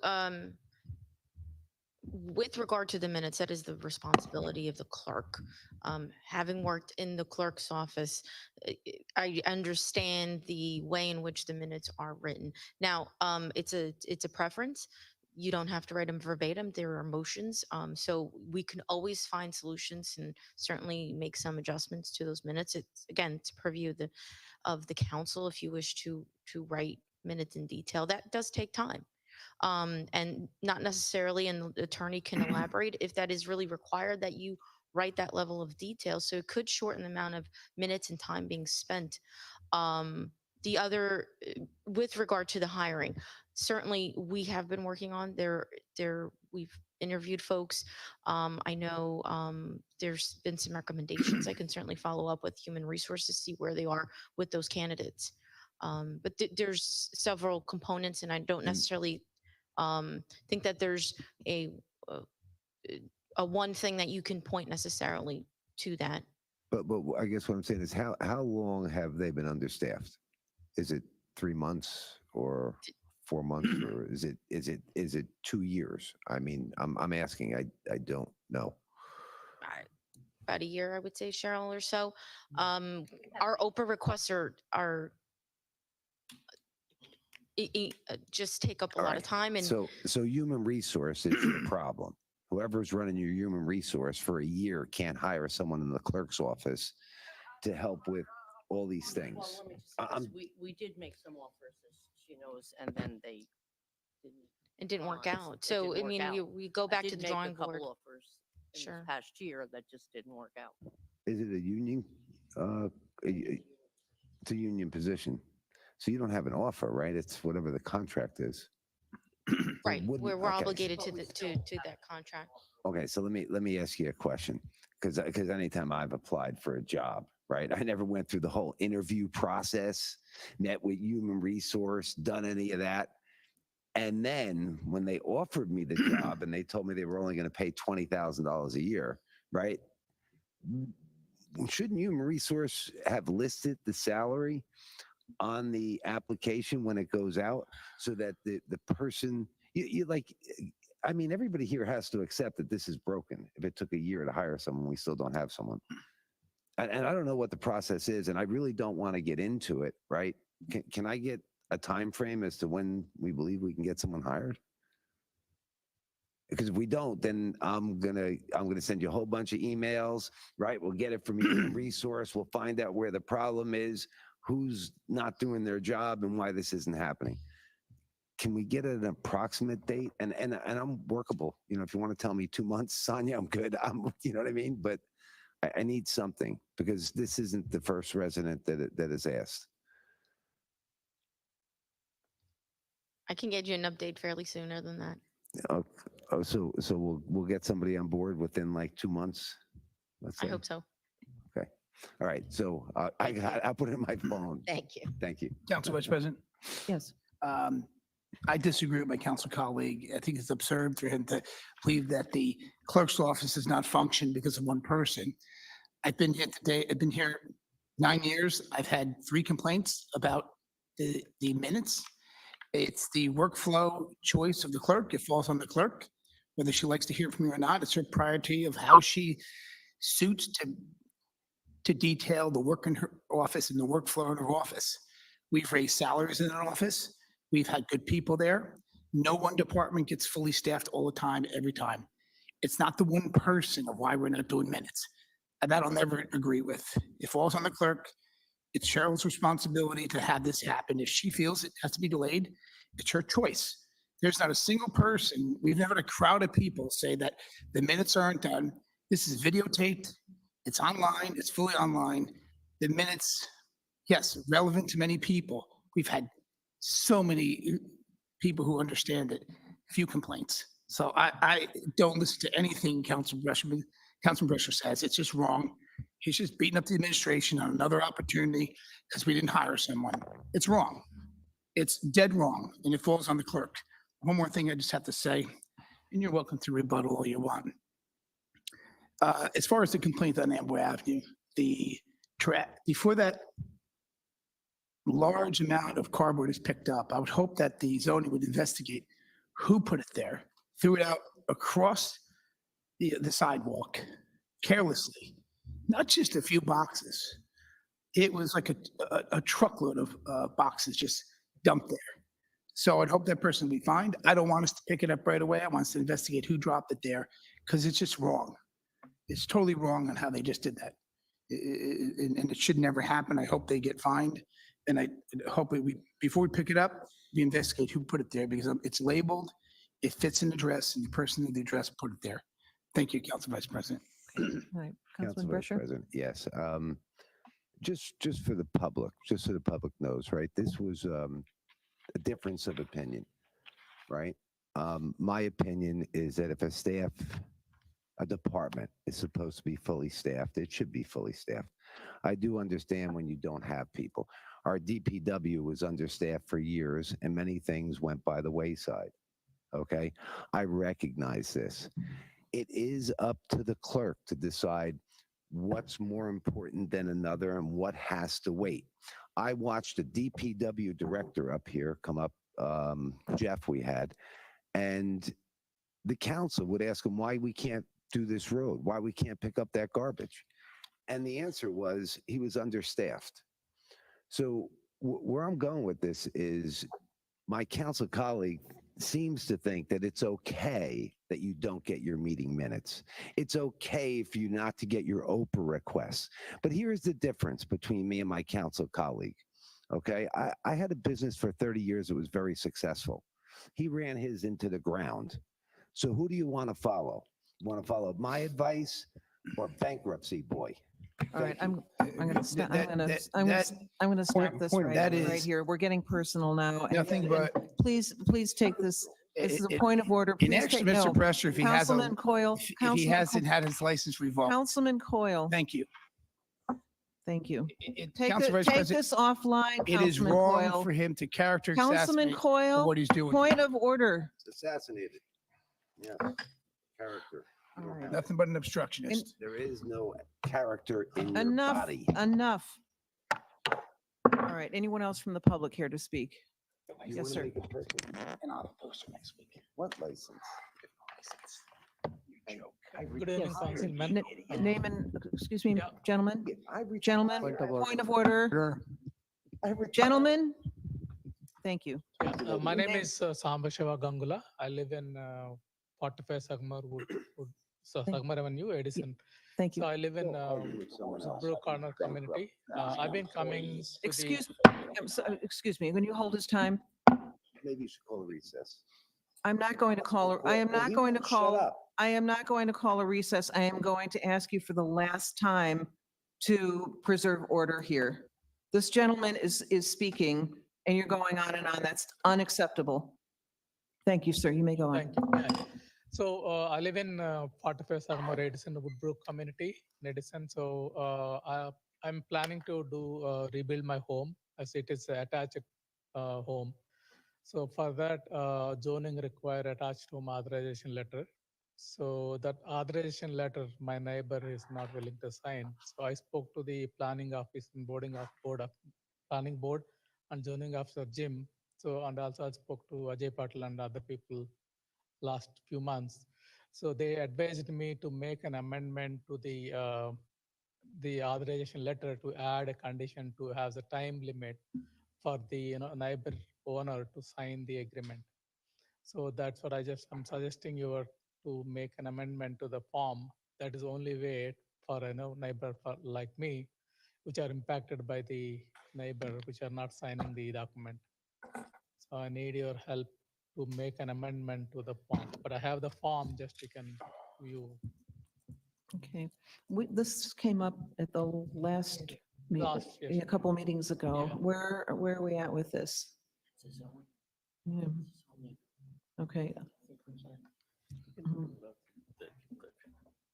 Yeah, actually, this goes to, I think this goes, the clerk would make copies of this. The clerk can make copies of this. Okay. He's got enough copies, though. Oh, do you? Okay. Give them to the clerk. All right. Okay, so what's the status of the situation with the form? Okay, So that falls under the zoning. It's a civil matter, so not necessarily anything that this body would make any decisions about. So the attorney can elaborate in terms of the application that he's making, or Okay. rather amendment. okay, counsel. Do you have a specific ordinance or code section that they rely on to do this? Did you get that information from the planning board attorney or any of them? A zoning officer told me that there is a condition in the sale deed, but I don't know, my sale deed doesn't. Yeah, have. okay. Sale deed has a condition that a neighbor cannot sign hold the agreement for a long time, right? He has to be, that is specifically written in the sale deed, which is with the zoning office. So we've discussed this a couple of times before, in that the real issue that you have is that your property is deed restricted, right? And I think the last time that I talked to you, there was a question as to whether or not there's any actual ordinance or aspect of the code that this council could address that would have to do with the time period by which your neighbor has the right to respond to the form letter that zoning puts out, right? And if there's not, then the issue is that this is a deed restriction that you have, that you bought into, and that your neighbor is holding up for you, which for our purposes becomes a civil matter that is outside the purview of this council to affect. Now, if it's just a matter of this form, and this form is controlled by the ordinance somewhere, and I'll reach out to the planning board attorney, since this is, I think, your third time here and you still don't have that information for me. I'll reach out to the planning board attorney and ask him if there's some specific aspect of the planning board ordinances, or if there's something in the It's a code zoning, itself, zoning, or the right? zoning ordinances that says that we have any control over that outside of your specific deed restricted instance, then I can make a recommendation to the council. But all I have is the knowledge that you have a deed restriction and this form that gets promulgated by zoning in those instances where you have a deed restriction. Yeah. Okay. So, yeah, I think let me add one comment here. Right? So this form was introduced recently. It is not existing, previously. It was, introduced only about 5-6 years ago. That time, the form was considering, all the conditions which are written in the sale deed. Right, so I just want, I'm requesting, right, because there are few people are impacted, right? Many majority of them are okay to for the neighbor, right? Almost 40 houses have been built last few years. Only houses like 3 or 4 people like me was being impacted because the neighbor is not billing because of so many other personal reasons. Yeah, and my That's- understanding is that it was introduced because people were ignoring the deed restrictions, and then the zoning board would approve things not knowing that there was a deed restriction or that they were essentially not honoring what their neighbor might want. And so this form, as I understand it, is simply to notify zoning before they can give you an approval or make a determination that you've done everything on your end that you have to do with respect to the conditions of the deed restriction that you have, right? Yeah. That's my understanding as to why it was created. If you don't get your neighbor's permission though, and without seeing your specific deed restriction, but my understanding is if you don't get your neighbor's permission, it doesn't matter what the zoning board said, you still need to abide by the terms of your deed restriction, which is Okay. why I don't know that this council is the place to assist you. So I will have to reach out to the zoning. You said it's the zoning attorney who told you to come talk to this council, or the Yeah, planning board? zoning officer, Jim, right? Jim told to, Okay. you have the authority. We'll talk after. Right, the gentleman's time is up. Thank you so much. Yeah, thank you. Okay, yes, ma'am. Council President, if you want me to make the remark, because this gentleman has been here for 4th time, I don't think it is the responsibility of the homeowner to research and find what ordinance and what resolution that this body might have adopted. I'm very familiar with this matter. For the property, when the resident is buying the property, there is no deed restriction on his own purchase. However, for that entire neighborhood, there is the blanket deed restriction. So when these residents are buying the property, they have no idea this neighborhood has any deed restriction. And I have looked at his deed, I have gone through it, I spoke to zoning officer. This form was introduced, I believe roughly 5 or 6 years ago. In fact, I was involved back then. The whole idea was instead of the resident coming to the planning or zoning board and spending time and money while they are within their framework in terms of FAR, they should be simply getting the consent from the neighbor should be that. So this is how they became the form. I think this body, again, it's up to you or the administration to look into what is that ordinance or what is that process that this governing body, whether this governing body adopted, or maybe the zoning department themselves decided to come up with this form so that the interest of the neighbor is safeguarded. So I would say that we should do our due diligence rather than asking resident, because I know he's frustrated, and there are 3 more residents who are frustrated. They keep calling me, but I keep telling them, hey, you have to talk to zoning officer. I spoke to zoning officer. He said, Councilman, this is the form. If you want, this body can recommend changing the form. And the whole idea or the narrative behind this was, hey, send a registered letter rather than asking the resident, send a registered letter. If the neighbor has an objection, he would respond to that letter saying, I do not approve. That was the whole idea there. Here that, the poor neighbor, now this guy has to go to the neighbor and knock the door and, beg him to get this approved. This should have been a very systematic way of, mailing it. And, if they don't respond in 30 days, 45 days, hey, you have the blanket approval. Or we should not go with this process. We should say, guys, because there is a deed restriction, go in front of the zoning board, and maybe their attorney will send the public notice to the residents, and the neighborhood can come if they want to oppose, and the application should get approved. So they are penalized for nothing, and that's where we need to do our own due diligence. Thank you, sir. Thank you very much. Okay, yes, ma'am.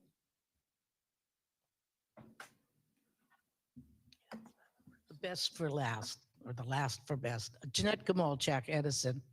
I'm probably meaning to talk to Sonia or ask Sonia. I'm asking about over at the senior center, the senior coordinator that we had, and we don't have no more because she quit probably over 4 years ago. 4 weeks ago.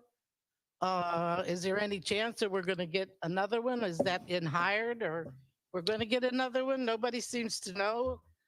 Before we had Judy for the longest time. Then it took us maybe over a year to get Judy replaced. I was just wondering how long is it going to take us to get Sonia replaced now? Josie. Yep. So she resigned for she moved out of state, so not that I. But however, we did find someone, and they will be starting after July 17th. Oh, that's very good. Very good. Thank you very much. Okay. Sure. Okay, thank you very much. Any rebuttals? Okay, seeing none, can I get a motion to close the public portion? Motion to close the public portion. Can I get a second? Second. Okay, Council President, before you adjourn, would like to congratulate for 23rd marriage anniversary. Thank you, Councilman. Thank you. Wish you good luck. okay, thank you. Okay, can I get a motion to adjourn? Motion to adjourn. Second. This motion, this meeting is adjourned, 9:09 PM. Thank you very much. Have a safe and happy 4th of July.